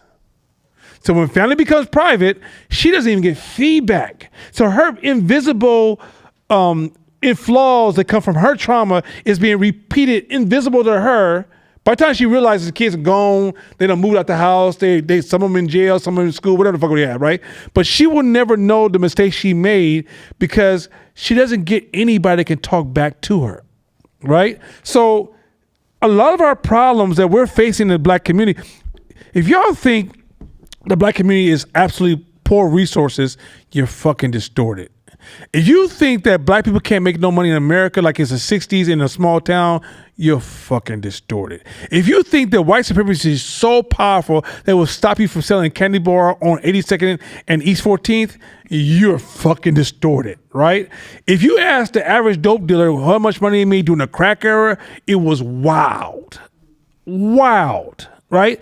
What I'm arguing with you is that not only do we have money, not only do we have potentials in our community, not only do we have possibilities in our community, but if our kids are all leaving the house, growing up to adults, underparented, what we see is what we see. And if we keep pouring money into all these programs, that's not addressing the core issue, which is you can't improve Oakland public schools without addressing families. You're not going to do it. You're not going to do it. Teachers are taking your job. And they got so bold taking your job that sometimes they overstep their boundaries because you haven't set no boundaries. So the reality is that when I go to ZZ school, my daughter's school, she's in private school. Oh, no, you're going to school with your daughter. Oh, you invested. Oh, every event. Oh, you're part of this, bro. Like there ain't no such thing as parents daycare. It's parents. You understand that you need to start talking to all these parents, hanging out these different. You're gonna be going on these 8 o'clock morning things, 10 o'clock this thing over here, field trip. Which one you guys gonna be driving? They're gonna be doing a presentation. Who gonna come to school tomorrow? Hey, who gonna be like? It's a thing. And in the summertime, those kids are all. Parents are all doing these things summertime and they're all invested. And it's not just the mother or the father. No, families are meeting with families. I got more friends I'd never looked for because it's easy. That doesn't happen in public schools. They may never meet or see your parent. And that responsibility, and it's not, I'm saying this. The parent who's doing that to their child is not a bad parent. That parent is on a long line of trauma being passed down. And if we don't institutionalize the first step of responsibility, which is creating a healthy ground for innovation to grow, to create revolution change for our future, because that's how revolution, somebody created plastic over here, somebody created metal over here, and somebody made a $1 trillion company on an iPhone. It ain't linear. It's just shit happens. When you get a rich environment where ideas can start popping to the surface, then there's other people who bring those ideas together and innovations come that you didn't even know it can. You have no imagination that will reward you with the possibilities of the future. So what I'm saying to you guys is that this family thing is probably the most revolutionary thing we could ever discuss. Instead of you going out there, I gotta vote. Oh my God, did you vote? Because if you didn't vote, you're gonna die. Did you take care of your kids? Or are we gonna die? You gotta say? Hey, what's that treatment word you say? Treatment what? We give psychological treatment when cats come to you? Yo, y'all tripping. Have a good holiday. Peace.